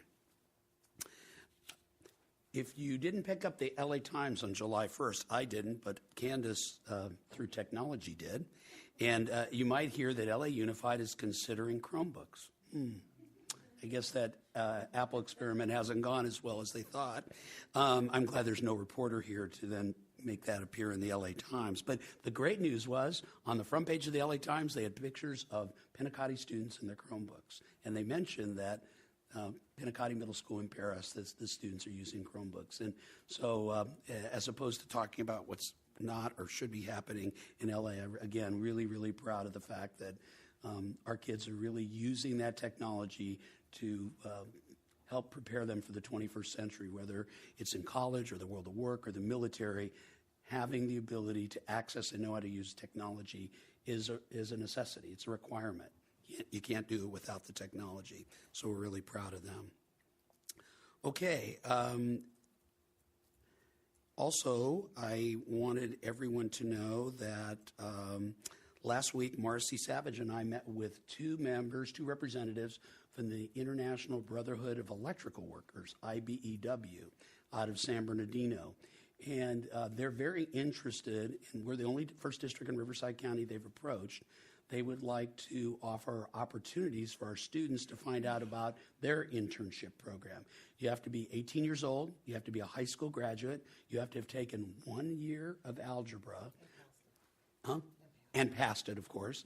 And if you do, minor thing, and passed it, you can then qualify to be. It's not what do they call it? Not an intern. Is it an apprenticeship? Apprenticeship. Thank you. Like an internship, an apprenticeship. And in 5 or 6 years of being an apprentice, they can become a full-fledged electrician and have incredible opportunities financially for themselves and their family, retirement, health benefits. And so we're going to make this available to, we're going to make these opportunities available to every high school student, boys and girls, to go. And, again, we'll provide the buses, but they provide one-day opportunity for the students to find out what a career in the electrical field might look like. And again, not that we don't think that all of our kids are capable of going to college, but we all know that not all of them need to go to college, and there are other opportunities, good opportunities, to get a great job and be successful in life. So I thank Marcy for, we finally, in fact, that meeting got set up actually through Mr. Holstrom. They initially contacted Mr. Holstrom, who turned it back to us, and between Lori and Marcy, we scheduled the meeting, and I'm really excited about, again, being able to send our kids out and have them find out about some things that are available to them.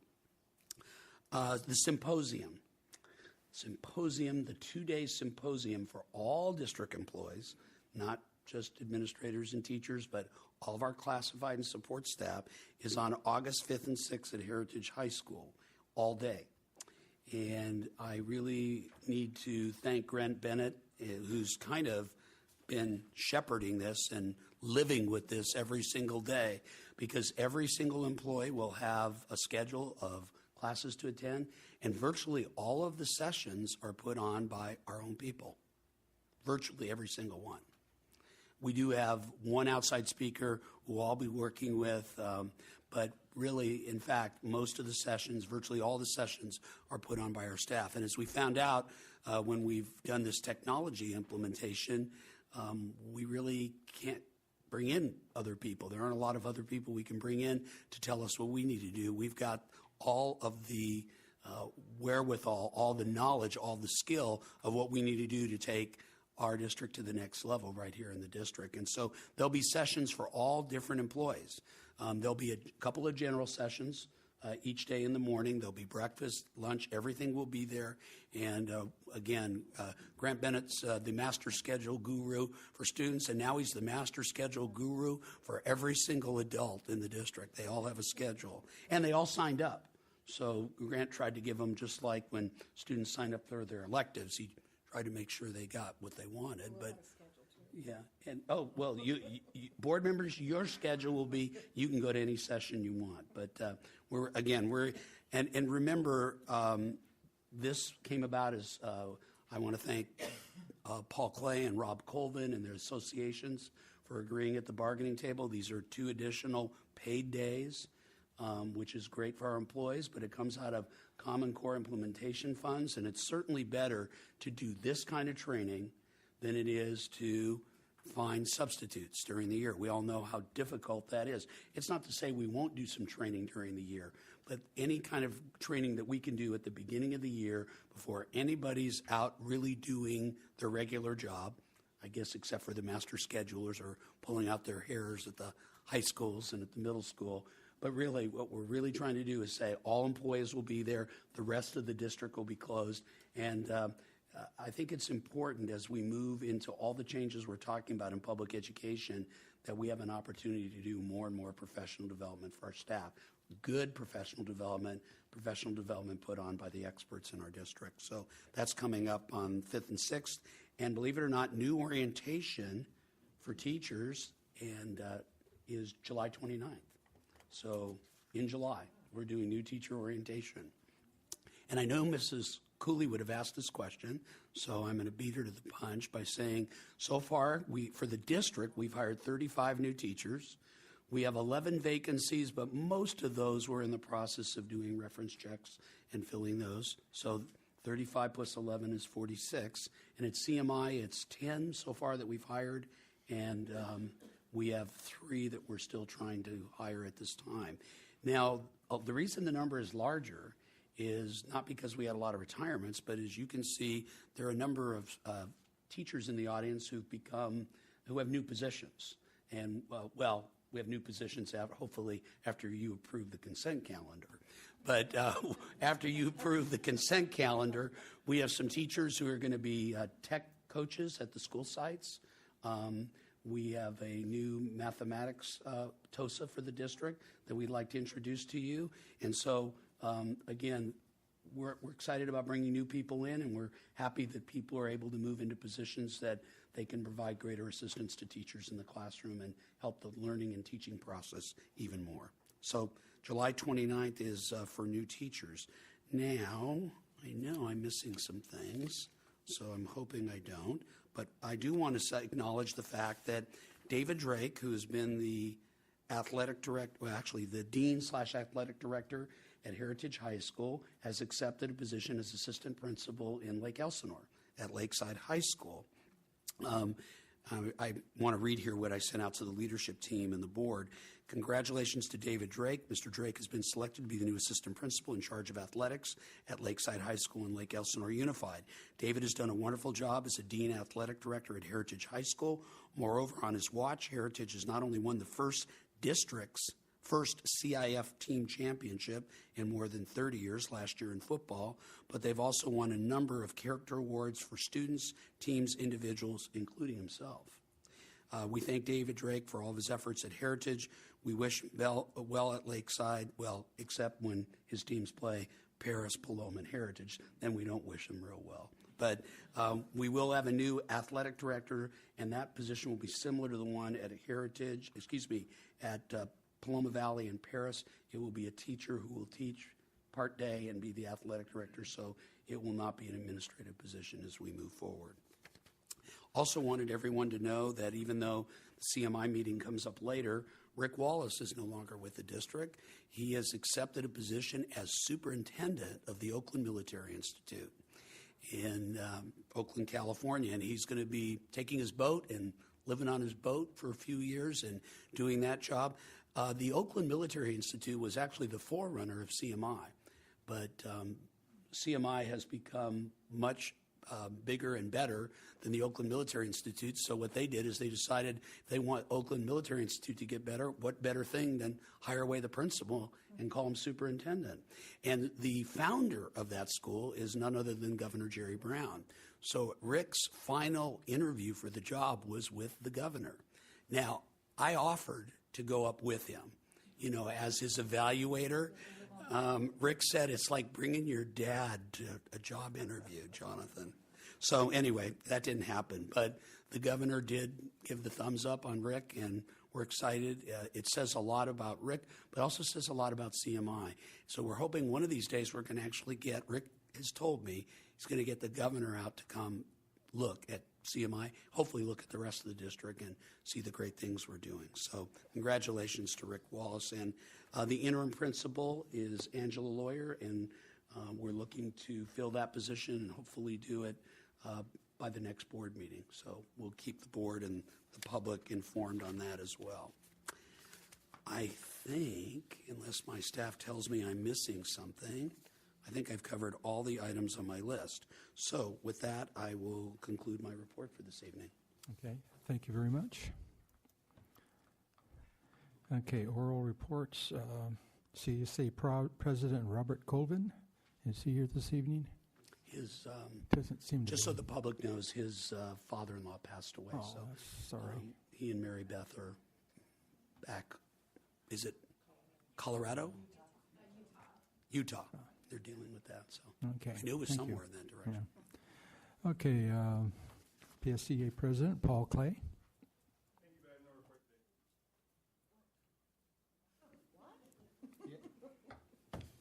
Okay.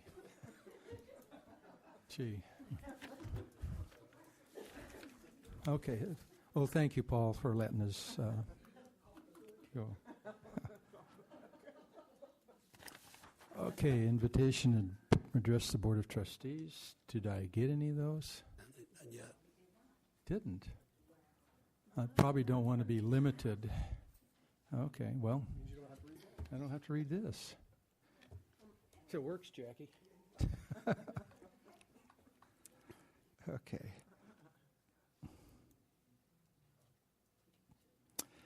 Okay, consent calendar. Do I have a motion, please? Joan, David. Questions, comments? Okay, please vote.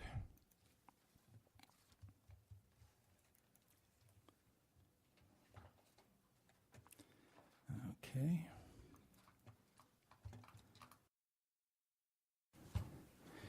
Introduction, promoted or new employees. You got Well, we some? have a number of people to introduce tonight, and I'm going to depend on Marcy and Candace and Tanya in the audience to make sure I get everybody. But first of all, Mr. Williamson is on vacation from Paloma Valley High School, so it gives me great pleasure to introduce the new assistant principal at Paloma Valley High School, Mr. Roberto Carrillo. Mr. Carrillo, please come up. Mr. Carrillo was his last assistant principal in South San Francisco, and we welcome you, and please tell us a little bit about you. Mr. President, board members, Dr. Greenberg, I don't think the mic's on. It is on. Should I Oh, I'm speak sorry. louder? Okay. So thank you very much for this opportunity. I look forward to continuing the great work that staff has been doing at Paloma along with the district to continue your vision and your mission for the students. And thank you again for this great opportunity. My mom thanks you very much for allowing me to work here. She told me, make sure you tell them I said thank you. My mom lives here in Riverside, so she's very thankful. So thank you very much. Thank you, Mr. Carrillo, and welcome.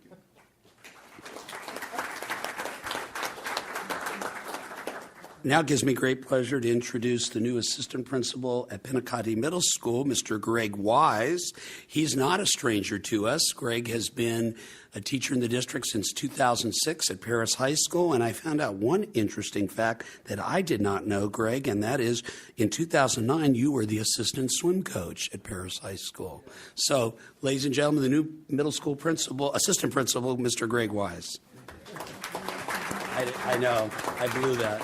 Sorry, Drew, I introduced him. I didn't let you do it. Do you want to come up, Drew, and stand with him? Come up. Are you on vacation with Don Williamson? No, you're here. I'm all ready to go here. Okay. I've got a nice... Drew, why don't you read the script? You want me to read this? Yeah, why don't you read the script? Okay, you do. Sorry, Greg. Now you know how the cabinet feels all the time. Well, good evening, President Holstrom and members of the board, and of course, Dr. Greenberg and members of the cabinet. Once again, it's a pleasure to be in front of you introducing one of our newest assistant principals here at Pinacati, Mr. Gregory Wise. And for the last 8 years, Greg has been an English teacher at Paris High School. During that time, he has worn a number of different hats, working as part of Paris High School's at-risk student intervention program, on the WASC committee, serving on the school site council, and the Safe and Secure Schools team, and also the district's Common Core implementation team. And while doing all this, he's also been serving as the ELA department chair. In addition to his work at Paris High School and in the district, Greg is also a product of Paris Union High School district. And he promoted from Pinacati in 1993 and later on from Paris in 97. Greg is already showing that he has the potential to be an outstanding administrator, and we are very grateful that he has decided to join us here at Pinacati. Everyone that I've talked to Greg about, or who has been getting to know Greg, has been telling us that we have made a very, very good choice, a very sound and wise decision. Sorry, I could not pass that one up.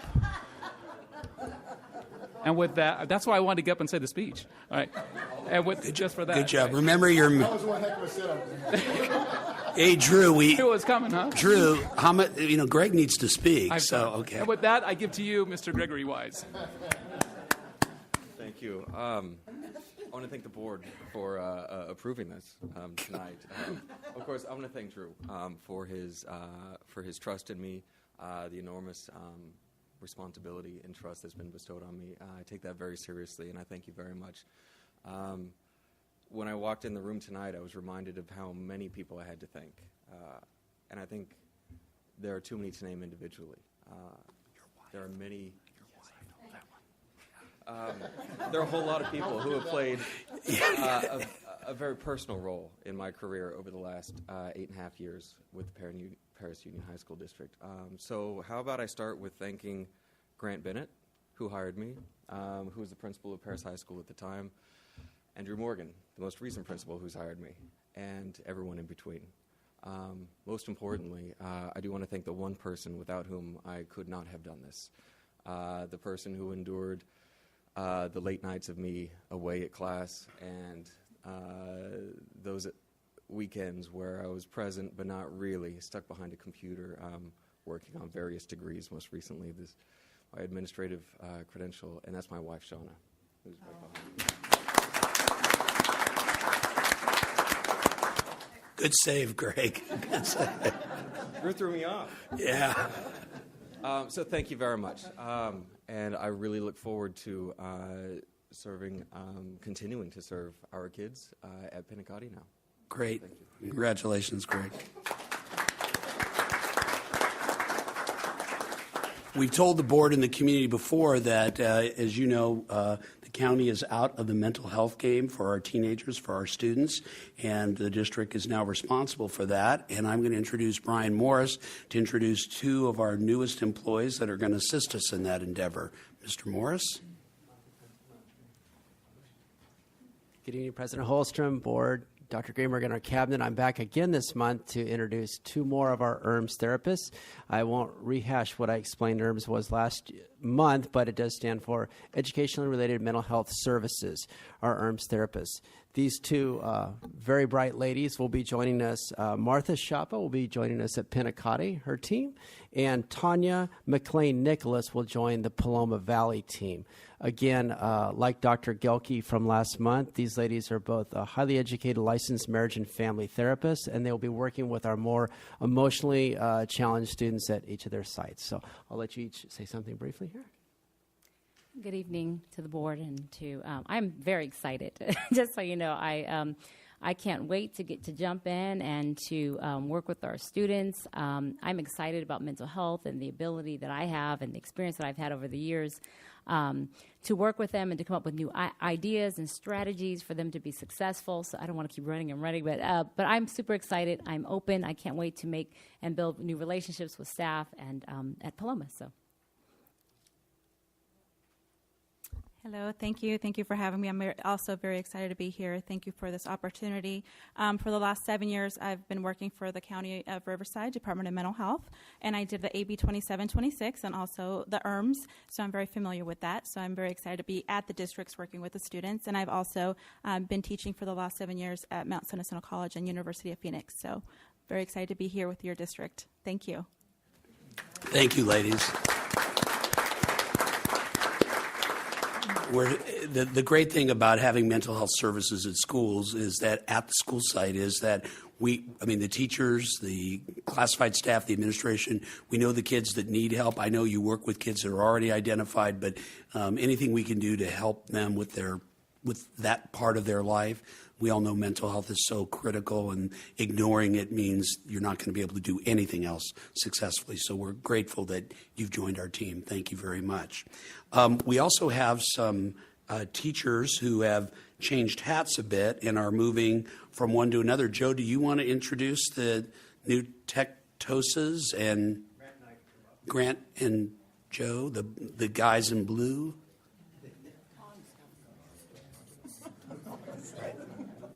So one of the things that I'm extremely proud of this district is fostering teacher leadership and growing teacher leadership, and knowing that's our big strength is our teacher leadership. It's groundswell, it's organic. They're in the trenches, they're with the students, they know what it's like at the high school to teach kids for 55 minutes and not get to go to the bathroom and all these kind of things. And the teachers are our eyes and ears, and they're the barometer of how our classrooms are. And we're so lucky that we recently have 5 new Tech TOSAs and 1 Math TOSA. So we'll Grant start with the Math TOSA. We're very lucky to be able to bring on a Math TOSA to our district with all the changes with Common Core. It's a huge endeavor, and interviewed about 10 people within the district for this position. And when I got the opportunity to interview Jed Butler, he just has so much passion for math and just a love for the subject matter, and so many ideas that are just so far out there. I'm going, oh my goodness. In the interview, one thing that I keep bringing up in the interview that he said to me was, if you want the status quo, I'm not your guy, but if you want to go forward, I'm the one that you should want. And that just still resonates with me today, and I want to introduce to you Jed Butler.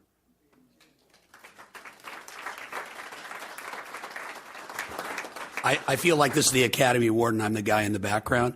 Jed last year taught mathematics at Paloma Valley High School, so he's not new to our district, new to this position. Thank you again for having me here tonight and for approving us. That was a good thing. Thumbs up on that. I'm really excited. I think that's the first comments I made to Grant in the interview is I'm just really excited for all of this here. Like you said, I'm really looking at what's coming up ahead of us, and especially with all the changes and great things that have been happening within the district, just besides math. It's great to be just one more thing to add on into that. So I'm looking forward to all that lies ahead and working with Grant especially. Oh, and my family is here as well. Good job. It just happened that... Yeah, you're a great math teacher, but if you don't get this right, it doesn't matter. It just happened that my parents happened to be visiting. They didn't even know that I was going to be having the interview, so they were in town. My father and mother are here, as well as my wife next to them as well.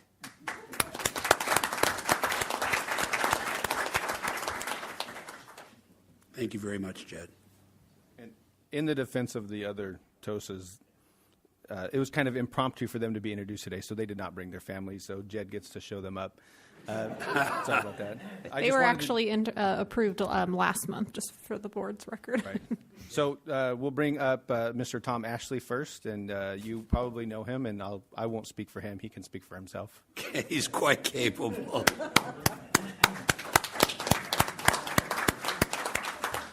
Oh, he's going to be the tech TOSA, by the way, at Paloma. Just, you know. Yes, President Holstrom, Board of Trustees members, Dr. Greenberg, Cabinet, thank you for your vote of approval.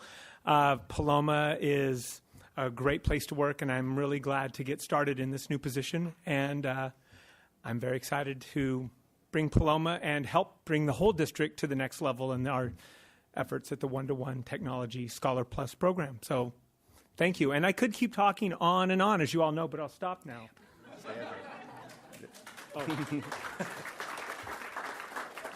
He saw me walking up behind him, and he's like, I'm going to. Yeah. He knew. So the next one we'd like to introduce is Mark Sinnott.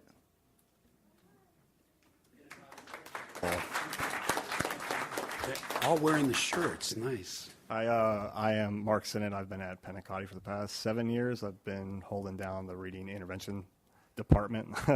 And since I first started there, I've always used the newest technology that has ever come out, and I'm kind of like the tech guy on campus, and so I'm really looking forward to being able to actually come alongside and help each teacher there that is struggling, and I just want to thank you for approving me for this spot.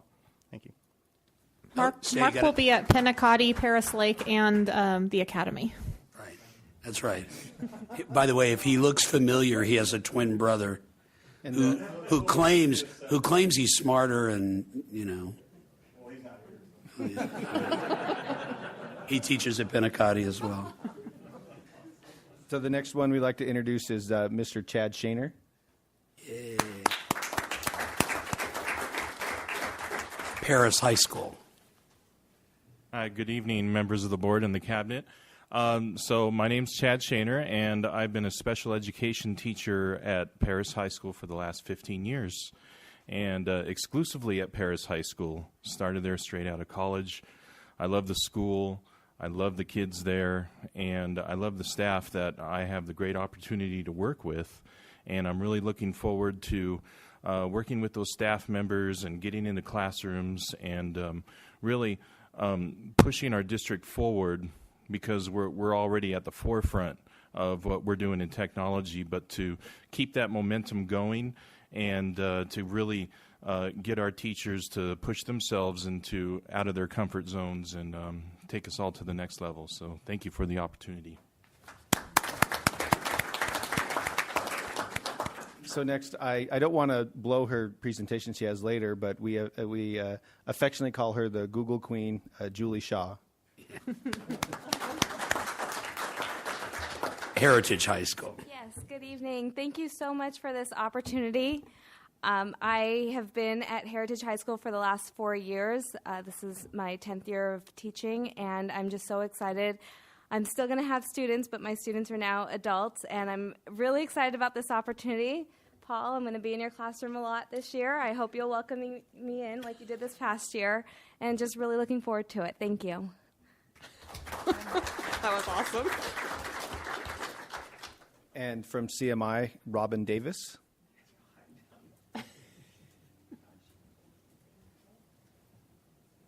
Good evening, members of the board and cabinet. I'm excited. I want to thank you for the opportunity. I know that I'm with CMI. I am so excited. 17 years in information technology, 8 years as a teacher. I can't think of a better blend. And so I'm so excited about what's going to happen, all the opportunities that we have before us. I'm a little nervous about not being in the classroom with kids because I love them so much. But like Julie, now I have a different type of student, and I'm excited about what we're going to do and where we're going to go. And I think technology, Paris Union High School District and technology is the place to be. So thank you very much.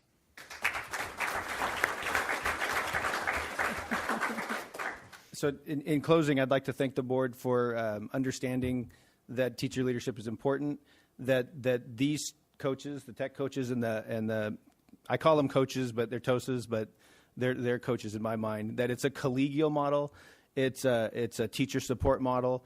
I feel that it's the best type of professional development because you can do the formal PD where we go and we get the formal PD, but this type of professional development is follow through in the classroom. It's teacher support. It's informal PD. It happens in the hallways. It happens on the pop-ins. It happens, and a lot of times as teachers, we know that the informal learning sometimes is the best learning.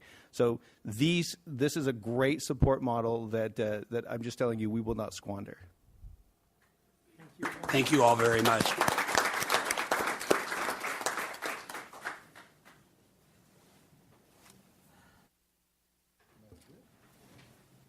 That's it for the people.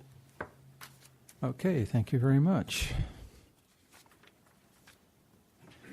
Okay, oral report, security protocols at school sites.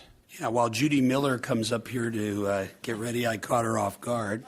Mr. Newman is on vacation, and he would have tag teamed this with Judy Miller. But a couple board meetings ago, Mrs. Twyman, you brought up the issue of security at schools, more specifically the issue of how bad people might be able to get on our campuses. And certainly everybody knows after what's happened all across our country, our campuses can be penetrated. They're not perfectly secure. They cannot ever be perfectly secure in this country the way we currently operate in terms of having free flow of people. However, Judy's going to tell us a little bit about the security measures we do have in place. And we do have board members, we do have some protocols that we're not going to talk about tonight because this is being taped, and there's some contingency issues that we don't want to get out in the public in terms of telling people what we're going to do so they can develop a plan to countermand that. But Judy, why don't you go over those big ticket items that you and Mr. Newman outlined? Thank you, Jonathan. President Holstrom, the cabinet, our cabinet here, I can't even do that. President Holstrom, the board, Jonathan, the cabinet. The biggest thing I think, Charles kept talking about proactive campus supervision. First of all, I guess we have closed campuses. So, we have closed campuses. We check visitors in. That's like the first line of defense, trying to keep trying to make sure we have some control of who comes on the campus. But then beyond that, Charles called it proactive campus supervision, where we spend time, and he's been working with the sites currently, and it will continue to come up with plans. So some of the sites told me they're kind of do zones, but there's like positions for campus supervisors. They've got schedules. They have kind of expectations of what they're looking for and what they're doing at their different posts or their zones. Those types of things. How do they cover the campus? Before school, after school, during breaks, when there's a block period, or like the days when they have a late start, or those types of things. So that's the biggest thing, is just really focusing on the proactive campus supervision. And then also not only campus supervisors, but also staff, regular custodians, teachers, administration, just having a better sense of who's on campus, awareness. We're also including some of those topics during the PD in August for campus supervisors and administration. We're bringing the sergeant in from Riverside County Sheriff's Department. We're bringing in also doing some updates on gangs and drugs and those types of things, just so they have more of awareness with students.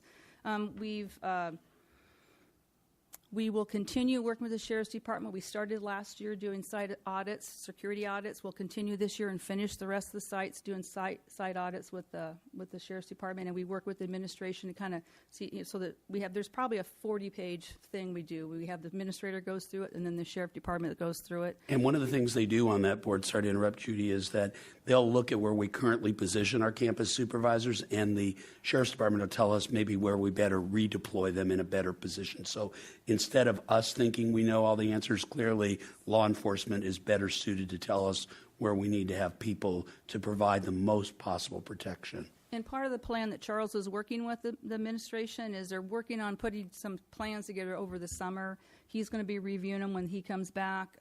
We're also bringing the Sheriff's Department in to review those plans, and it's sort of the same thing, looking at how we man those gates and how we use our people to the best advantage. So I said we've got site audits coming up. We're continuing with the professional development. There's lots that we're working on a campus supervisor handbook. So it's there's some guidelines and standards for the district. There's lots of pieces to it. Of course, an emergency piece. We have protocols. We're working on drills. So I'm not exactly sure. There's Right. And so what we really wanted to find out is, I mean, obviously we can go into any of those areas, Mrs. Twyman, more fully with you. But, and you know, I have to tell you, we're good, but we don't consider ourselves great. Meaning, I think if you believe that you've solved all the security issues at a school, you're in trouble because it's changing on us, and we have to constantly learn. And we learn by our mistakes because we do make some from time to time. And what did we learn from that, and what can we do to fix it? So we certainly don't believe we've arrived, but we do try to make sure our campuses are clear. At some of the schools now, some staff members might have to help me with it. Some schools, kids have to wear lanyards. They have to come on campus, and they can be identified. But that's not how it is everywhere. But I also know that they're working on this little portable device where a student would be able to, if a campus supervisor said, gosh, I don't recognize you, do you have your student ID? And they could run it through a handheld device, and it would say whether or not that student is a real student at that school. So we're looking at other things to keep reminding ourselves that somebody who's 19 can look 17 or 18 and get on campus at the beginning of the day. And how do we deal with that? Obviously, we have teachers who are saying, wait a second, you're not my class. But clearly we want to beat that so that it doesn't get that far where somebody's that far onto campus. Mrs. Twyman, I don't know if that's what you wanted, or did you want? Yeah, that's what I wanted. Pretty much, I've been on Paloma campus many times, and I know you cannot get on that campus unless you actually went around. I don't know about the back, but on the front, you couldn't get in unless you signed your name and The back's secure. Every time I go there, I have to use my key to get in that gate by the faculty lot. Yeah, so I'm wondering, is this the same at every site? Yes, they have, so at Heritage, it's pretty much the same thing. They have somebody outside at the gate. At, you see, Penicotti, you can go into the building now. So it just depends. But yes, there is it's a controlled entrance. And so then the goal of the closed campus is to keep all exterior perimeter gates closed, and then have one entrance where people can, you know, of course, at the beginning of the school day it's open. But as soon as the school starts, those gates are locked, and then we have one main entrance for visitors. It's not impossible, though, and I want to be careful about what I'm saying that's being taped.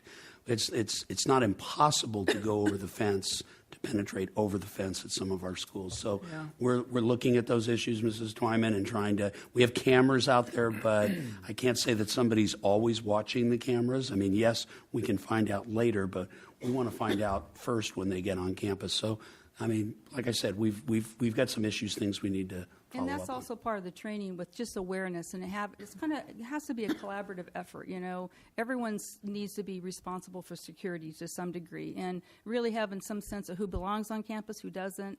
Not be afraid to either approach them or call for campus supervisor, administrator if you don't think they belong. Those types of things, and we're working with the sheriff's department to even help us test that. You know.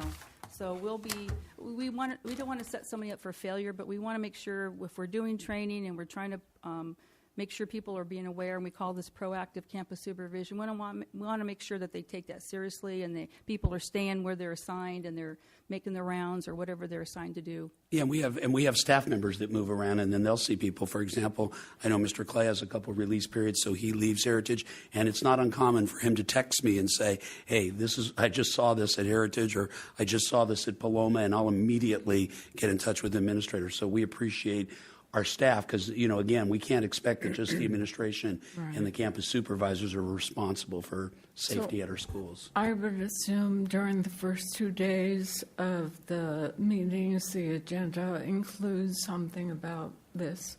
Yeah, in fact, we have sessions designed for our campus supervisors only, and the sheriff's department will be putting on those presentations for them, talking to them about not only safety on campus, but drugs and gangs and issues, just so, again, we continue to re-educate our staff to get better and better at knowing what they're looking for and what they should do when they find that And out. all the teachers will also know of this, or? Well, I mean, we've done teacher training at staff meetings talking about gangs. I know Sergeant Elwell, I think, presented at all campuses last year, but probably will be there again because what the kids are doing, some of the illicit things that are happening are changing on us all the time, and we can never say that we're always ready because it changes on us. And we have a new model this year. Yeah, I just want to comment that for me it's been extremely difficult to get on campus, and I went to Paris, so I don't know maybe it's just me. Don't let that guy Agundis in. And so I signed in at Paris High School, and I had a badge and all that, and then there was a security person. What are you doing? I wasn't accompanied by anyone, but I still had, my name tag and all that, and I showed him my card. I'm a board member. And he was, well, let me check that out, So I got smart. I got, when I want to go on campus, I'll call one of the administrators, or Hector one time took me around. I want to see the construction, and so with Hector I can go anywhere because I know him, but I've had it's a concentration camp there.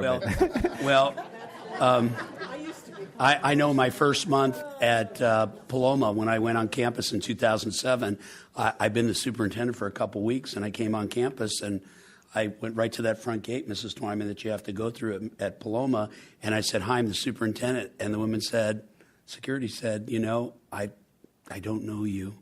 I'm sorry. And I had a badge on. I said, no, I just had this badge on. And I said, you're doing the right thing. Let me go back and get my photo ID. And so, again, I know sometimes we insult, sorry, Mr. Agundis. You'll get more well-known over time. But again, I think the idea is to just keep asking questions. And sometimes people tell us things that, oh, yeah, we know that's going on. But it's better to ask and to find out it's okay than to not say anything and then find out later we were in a dangerous situation. So, but we'll continue doing those things, Mrs. Twyman, each and every day.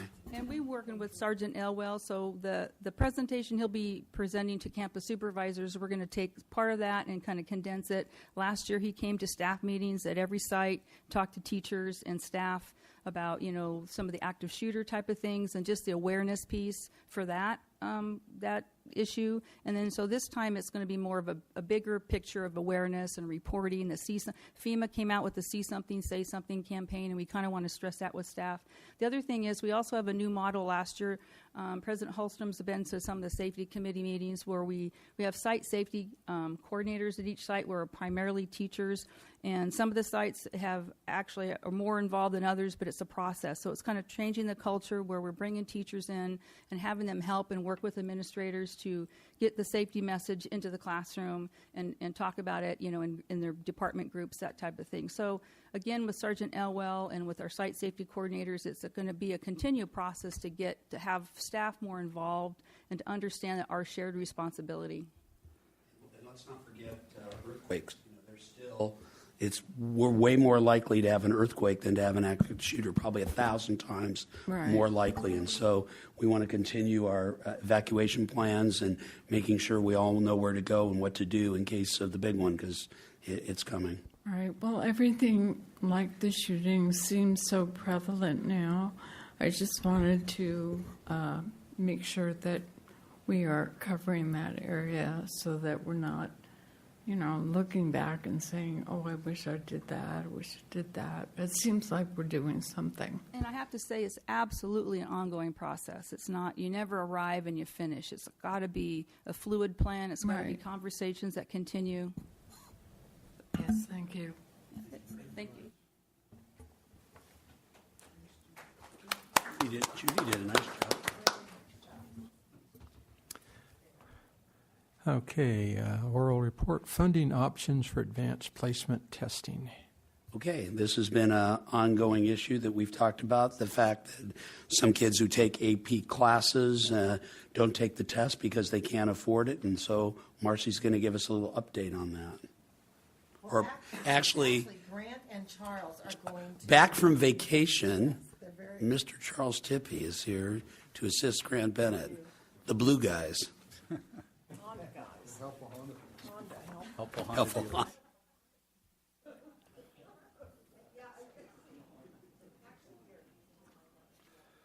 Well, President Holstrom, Board of Trustees, Dr. Greenberg, and Cabinet, we appreciate the opportunity to come and share with you some information about AP tests within the district and costs that are involved in this. And I apologize, we didn't change the cover because I don't want to throw away paper. So on your screen it has the correct date, but this was for last month when we originally had planned to do this presentation. Thank you, Sarah. So looking at AP tests, each test for a student is $89 if there's no waiver involved. So each test, that's what it costs a kid to take the test or a family to take the test. The waiver eligibility, if a kid is eligible for free and reduced lunch, they get the cost down, and you can see the student contribution's $5 at that point to take the $89 AP test.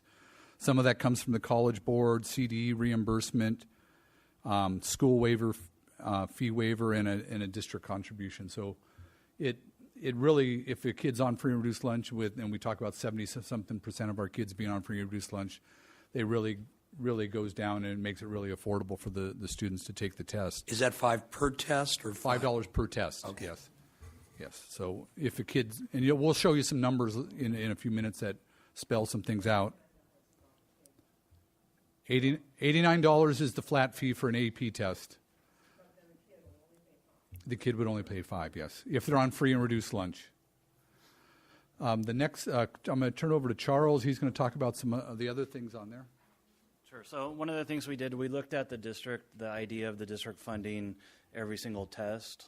So you can see here there were approximately 2,819 students enrolled in AP courses. So assuming that each one actually took a test in the 2013-14 school year, it would be about $96,000 for us to finance every single test. And you can see that we have more students who are qualified for free and reduced lunch that actually take the test, but their tests are significantly lower. So the bulk of the cost has to do with the students who don't qualify for the waiver or on free and reduced lunch. And then this is what it would cost if we paid for one test per student.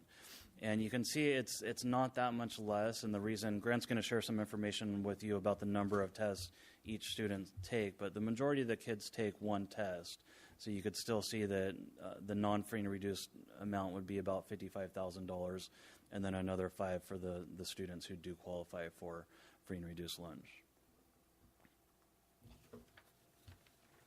So looking at the number of tests that we gave this past year, or the number of students, we had almost 1,000 kids that took one test, one AP test, about 1,000 students. And then you can see the other numbers. We had 362 take two tests, and so on. I'm not going to read those to you. I know you can read. But it's a huge number when you're thinking about paying for tests. The numbers grow exponentially as you go down the list.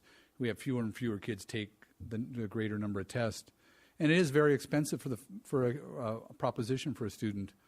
Even me at home, my son took 4, and I don't get a waiver, so it was $356 to take the tests. So it's a challenge for the kids, and they have to really make a conscious decision. Charles shared some information about paying for every test for a kid, the students, and that's a noble effort, but there are some kids that take the class and know they're not ready for the test, so they won't take it because they know they haven't prepared themselves for the test. Those AP kids know if they're ready for a test or not, so most of them that take it do fairly well on it. And we have other kids, so if we were going to pay for everyone, then they would all jump on and take the test. So that's just the one worry that I would have about paying for every test. Yes. Yeah, definitely. That's what we're here for, to listen. I'm talking that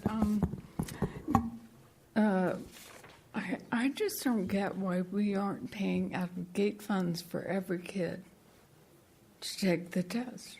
Well, I don't believe it's almost $96,000 to pay for all the tests for every student. Yeah. By what Mr. Tippie had shared, and I don't believe we received that even close to that in gate funds in our district. I think it's about $25,000 or something like that. It's about 1/10 of what So it's about $10,000 a year we receive in gate funds for the whole district. Yeah, they've changed. The gate funds have been cut down to almost nothing. Okay, what's the purpose of taking the class without taking the test? The student still receives the extra grade point bump for when they're applying for college. It makes them more competitive when they're applying for college. You still, it's out of a 5-point scale, so that does help them to be competitive when they're applying for colleges. But they won't get credit. They don't get the college credit for that course if they don't take the test and pass with at least a 3 or a 4, depending on which college they're applying to. And when they fill out the applications, that will be clear. I mean, they'll see that they only took the class, but not the test. Right. I don't know. It just seems that every student, first of all, it seems that we should not have kids take the class and not take the test. Well, there was And some then- discussion in the past about that, making it mandatory, but then if you're going to make it mandatory, then you have to pay. But yeah, and if you did it mandatory, you'd have half the kids taking the classes, and we'd be paying for it. And then the kids on the other end of the spectrum would wonder when their money was coming for whatever thing they had done. No, I'm saying we'd pay for all of them, but they all have to take. But then for the other kids that, But we'd all have to. It was about almost $100,000 to pay for all the tests of the kids that took the test last year. Now there are other kids that were in the class but chose not to take the test, and if we were going to pay for all of them, that could even increase that even to a higher number. So let me understand. So there's $5 that we're talking about? It depends. If a kid qualifies for free and reduced No, that's lunch, what I'm talking. Most of they our pay kids $5. do. Okay. So why should we pay those $5? I've worked with underprivileged kids all my life, and you know what? A little bit. If they Have a buy little bit of into buy-in it, well, to it. yeah. I mean, that's a buy-in. If we don't have a buy-in, there's an issue. I've had issues that all along the way, and the kids appreciate it more if they come up with $5. If you look at the numbers up there now, if we did not pay the $5 for those free and reduced lunch students, it would be about $87,000 still for the test. And if we let me do some math in my head real quick. 1,000. It'd be about $5,000 less. It'd be about $82,000 to pay for all the tests and make every kid pay a $5 fee. My issue is that I think everybody needs to pay a little something to get the buy-in, because if you don't get that buy-in, it's for naught. And it's also choices. Parents have to make choices. And some of it, we've been pushing to get more kids into the AP class to expose them to more rigorous curriculum so they'd be ready for college. And if that's our goal to get more kids in there, if we pay for every test, it may cause us to start having tighter rules on who's going to get in there.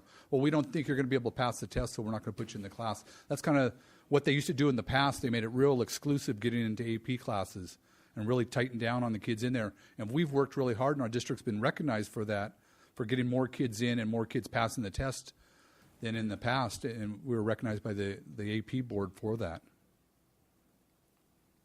Maybe we should have another conversation about All right. this. Right. We'll let the board. This is a complex problem, and why don't we think about it? And we can, if you like, Mrs. Twyman, we'll put it back on the agenda for an information item next month. Where would the money come from? Thank you. Out of the general. Yeah. Where would the money come from? To pay for it. I have lots of ideas, really. Well, then, Take it out of our salaries, take it out of their salaries. Well, we'll bring it back as an information One item. thing, there are very, very few kids that really, if they want to take the test and they didn't have the money, that I don't think their principals at the schools do survey their staff to garner some money for help kids. Teachers do it. Other administrators at the district office have paid for kids to take the test if they come in and I want to take it but I can't afford it. Those things are happening. It's just more informal than a formal situation. Can you at least ask among your network of people you go through in the county to find out what other districts who have similar socioeconomics to us. I would imagine Marietta and Temecula couldn't afford to do this because their AP programs are I can large. tell you Marietta doesn't because I paid for 4 this year. Right, but what I'd be interested to find out maybe what Riverside Unified and Harupa and Valverde maybe. and find out what other. So we'll bring that information back. I'll do to you. I'll do some research and get that information for you. Great, thank you, Grant. Thank you. And I want Charles. to apologize. I didn't change the back page either, and Charles was still listed as a TOSA instead of a coordinator now. So. Oh, you changed it, not on the paper one though. I didn't change the back page on the paper one. Paper didn't change. So thank you very much.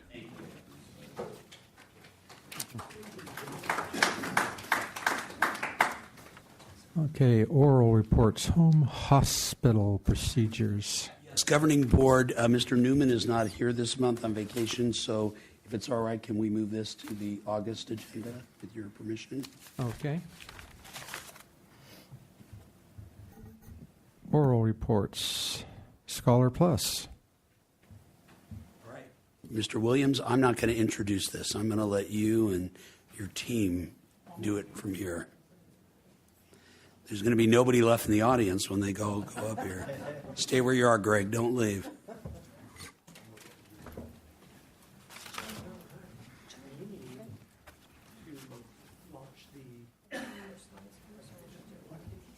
As we're waiting for the presentation, the book that we gave the board is from Alan November. It's called Who Owns the Learning?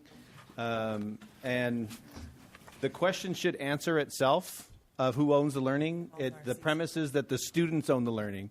The premise is that the student really has to own the learning for the learning to be meaningful. And it's, I believe that the cabinet already has the book. Okay. Because I didn't bring any for them. So the cabinet already has the book. And behind me are 16 people that attended the ISTE conference in Atlanta.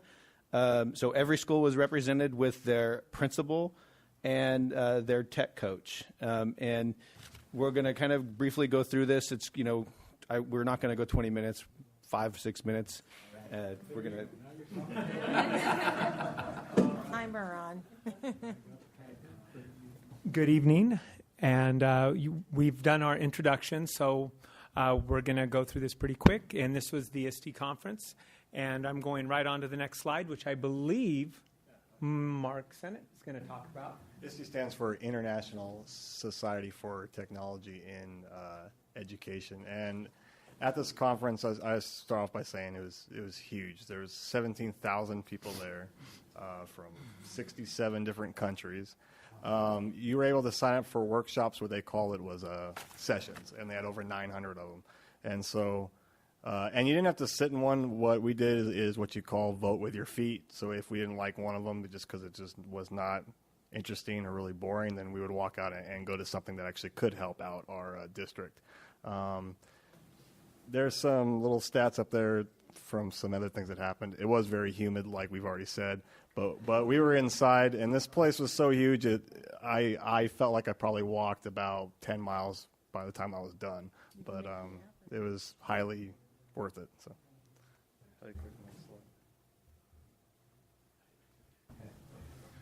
All right. Well, what we learned at ISTE, how can you encapsulate over 900 plus sessions and all of these people behind me going to different sessions? We did have a Google Sheets document, a Google document where we shared all of our knowledge in that, and we are processing that right now. But really, one of the takeaways of going to the ISTE conference is what a great place this district is to work, because when you go to these conferences, you realize how far ahead we are in our implementation of technology in education than a lot of other districts. In fact, the majority of districts that were out there were asking me questions. Oh, you guys are one-to-one Chromebook. Well, how's that going? Because we're thinking about it in the future. And it's like, well, we're doing it right now. And so since, we're really at the forefront of this, I really expect in the future for other districts to be looking to us and visiting us, saying, hey, how did you guys do this? And, that's really exciting to be a part of that.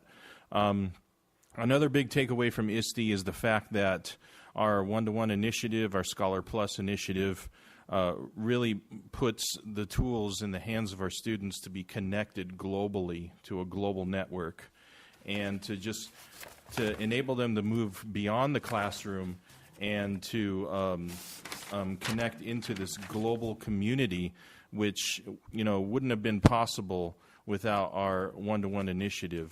So providing this environment for our students, I think, is a real key to just preparing all of our students for the 21st century and how this world is nowadays. So what are our next steps? Where do we go with this school year? First, this is providing opportunities for transformational instruction and learning.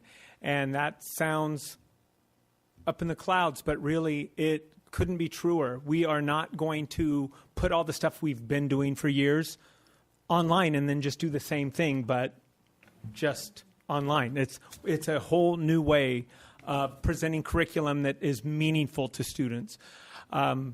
So beyond that, urgency to create and utilize digital content in areas, and we went to some great sessions talking about the coming of digital textbooks and accessing and curating digital content, and we're perfectly positioned right now to take advantage of that, and to encourage and foster teacher leadership and really the support personal learning networks that we've all been developing, and creating teams of teachers that are like running with this whole one-to-one initiative is quite impressive. And we really know that, like Dr. Greenberg and I said, soft grand opening.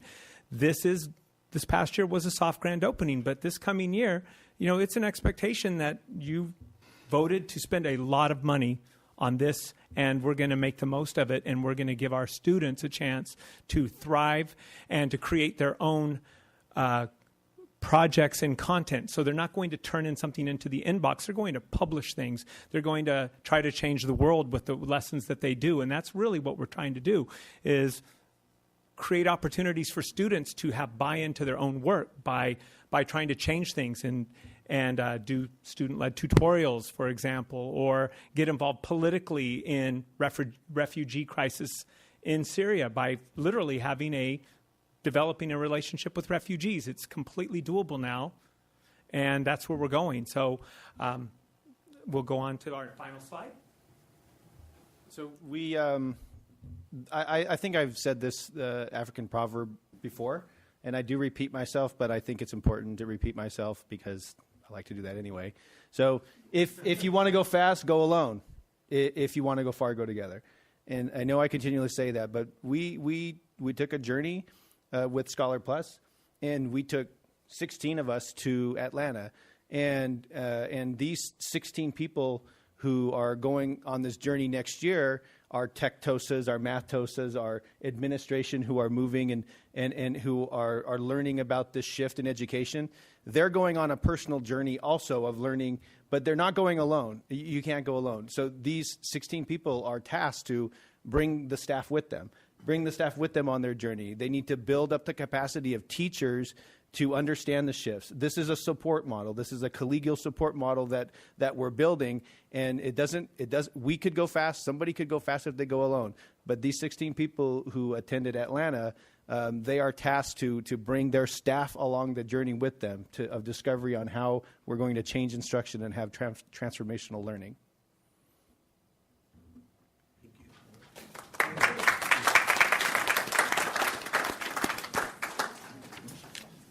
There's only one word that comes to mind about all this, and it's just wow.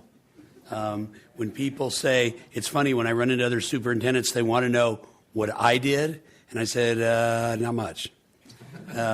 What I did was give the power to the people in the trenches to make this happen, because you guys are the ones that do it, and we're here just to support you, make sure that you have what you need to get it done. But it's exciting, and you're almost enthusiastic. You almost seem like a football coach, Joe. It's almost like we couldn't wait to hit the tunnel and go out on the field, because doing what they're doing is really making school such more relevant and getting kids more engaged in learning than ever before. So thank you, and I thank everybody for understanding this is not the guy I got you model. This is how can I help you model.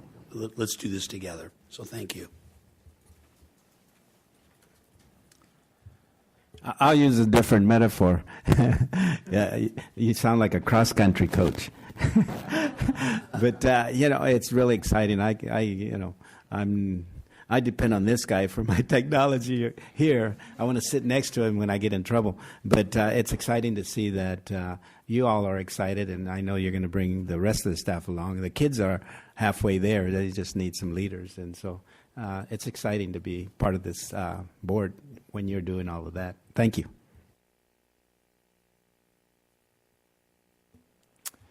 Okay, oral present. Oops.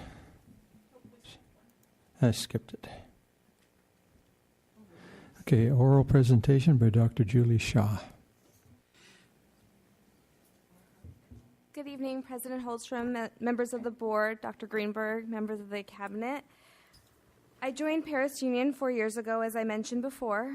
We were in recession at the time, and I had been out of work for 2 years, my husband without a job for a year. I got hired on at Heritage High School. My husband and I rented an apartment. We furnished it with hand-me-down furniture from my best friend, who got it as hand-me-down furniture from her parents. And we rolled out a sleeping bag every night for 3 months. We literally had nothing. We were thankful for my job, but we're more thankful for the people that I would later come to know as my PUHSD family. I've been a part of other organizations where people step on top of each other to get ahead. Here at Paris Union, I've felt my colleagues, my administrators, and the cabinet reaching their hand down to me and giving me a boost up towards success. Becoming a Google certified teacher is just one example of this. When I told Joe Williams and Julie Zero that I was applying for the Google Teacher Academy, their immediate response was, "How can I help, and what can I do to support you?" As I reflect on my 4 years, I realize that my journey with Paris Union holds many similarities to our kids and their journey with Scholar Plus. Many of our kids come to us with limited resources. With a Chromebook, Wi-Fi, and a hand reached out to them, we give them access to the world. Our kids have already come a long way, but this is still the beginning of our journey. Let's take a look at the Scholar Plus journey so far. I created this video as a part of my application to the Google Teacher Academy. It's only a minute long, don't worry.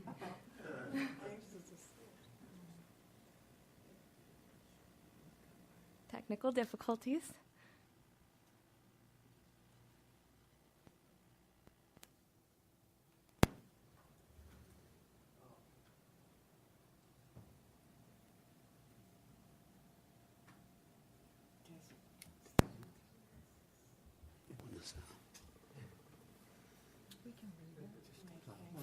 Oh, it's not the same effect without the sound, because it's the kids that are reading it.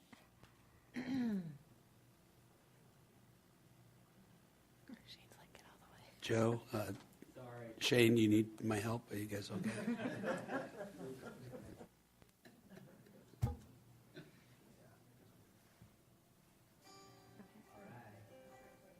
Good job, Shane. Just thank you, Shane.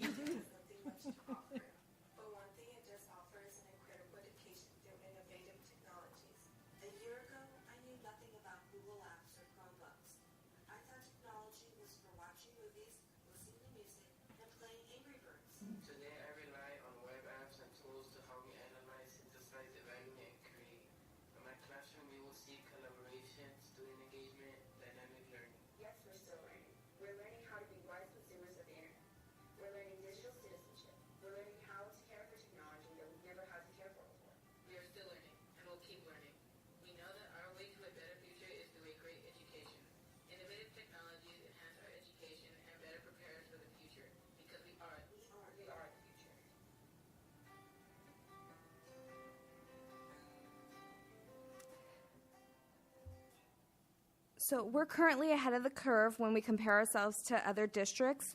My charge to the Board of Trustees and to the Cabinet is that we not get comfortable with where we're at. We need to continue to improve our program because that's what our kids deserve. Thank you for listening. Are there any questions? Well, Julie, I want everybody to just get impressed by the fact that there were 35 graduates of this program that you attended worldwide. Yes. And you were selected, so quite congratulations to you, but wow. So in the May board meeting, I had just gotten my acceptance that day. So you guys, I don't know if you remember how lit up I was. My face, I could not stop smiling. Joe is also a Google certified teacher, so I'm among a good group of people. But yeah, there were over 700 applicants worldwide, and only 35 got accepted, so it was a big deal. That's why I thought I had no chance, and then I got my acceptance. So. I remember one time somebody like you applied for something like that, and they were told their chances were like less than 1%, and the response was, well, what are your chances if you don't apply? Absolutely. So, congratulations. Thank you. Very proud of you. Thank you.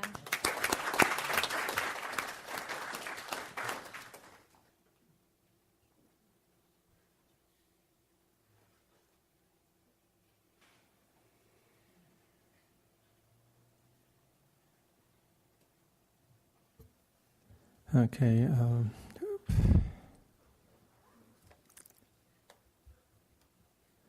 Okay, written report, Williams Settlement Quarterly Uniform, summary report. Discipline for June. Action items 14.1. Okay.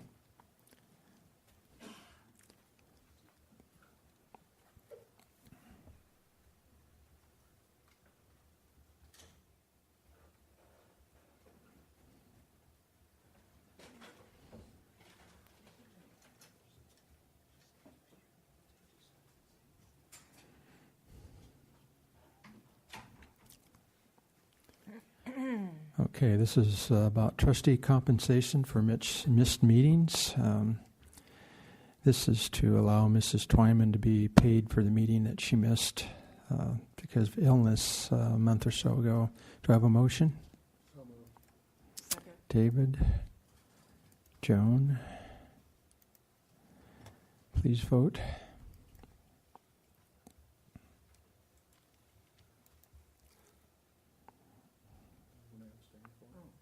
And abstain. She has to abstain. Yeah.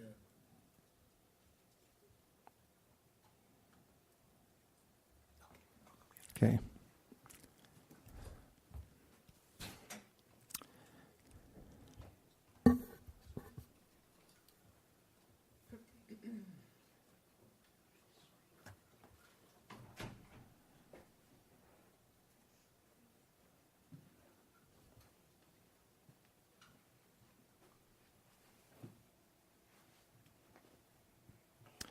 Okay, action item 14.2, personnel declaration of need for fully qualified educators for the 2014-15 school year. Do I have a motion, please?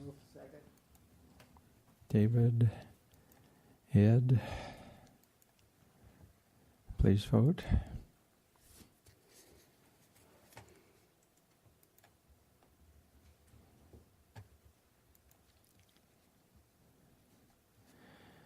Okay, action item business, ratification of contract awards, contract extensions, and contract renewals for E-rate eligible services for the 2014-15 school year funded through the general fund. A motion, please. So moved. Second. Ed and Joan, please vote.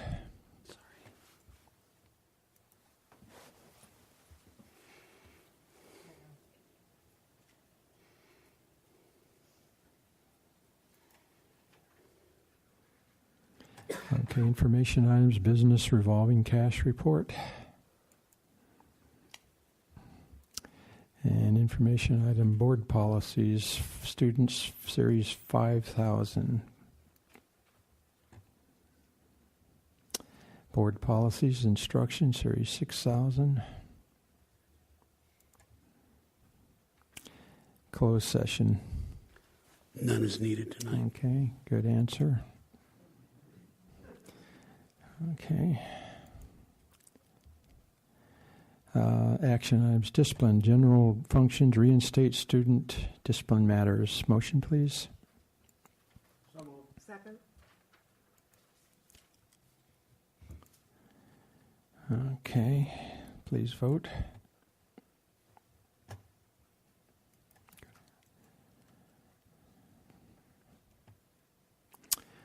Okay. Other items by the superintendent? None this evening. Thank you, Mr. Hallstrom. Okay. Other items by the Board of Trustees? Ed? Yeah, I just when I'm going to be proposing in the future that we don't have a meeting in July. I appreciate the senior management staff.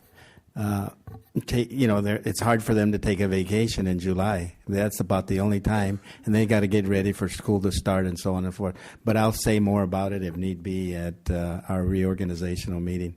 But I just wanted to put that out front. But I appreciate what our senior staff has to go through. They may get 2 or 3 days here or there, and basically they've been running all year long, and so it's kind of hard to get back on being 100% when you can't take some quality time off. So thank you. Appreciate it. You're welcome. Mr. Swartz won the lottery, so that's why he's on vacation this week.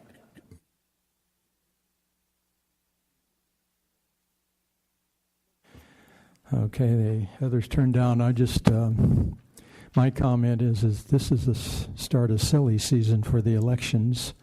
And if you haven't heard, I'm not planning on running again. So this is time for other people to think about the Paris area for representation on this board. I'll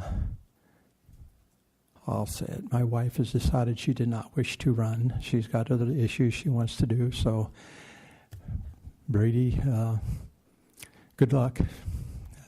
You even know Brady's been doing a few campaign speeches with us every month, and he missed this time. So, just if you heard him, remember his promises. And okay, thank you very much.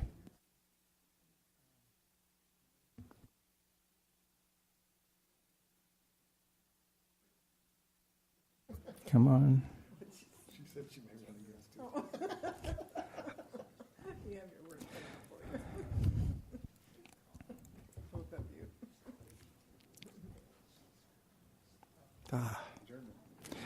Well, it's taken a while to get there. We can adjourn without you. Yay! Okay, motion, David. Second. And Joan. And please vote. Yes.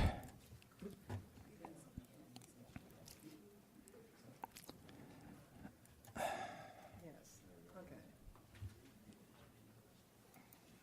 Go back to the horse and buggy days.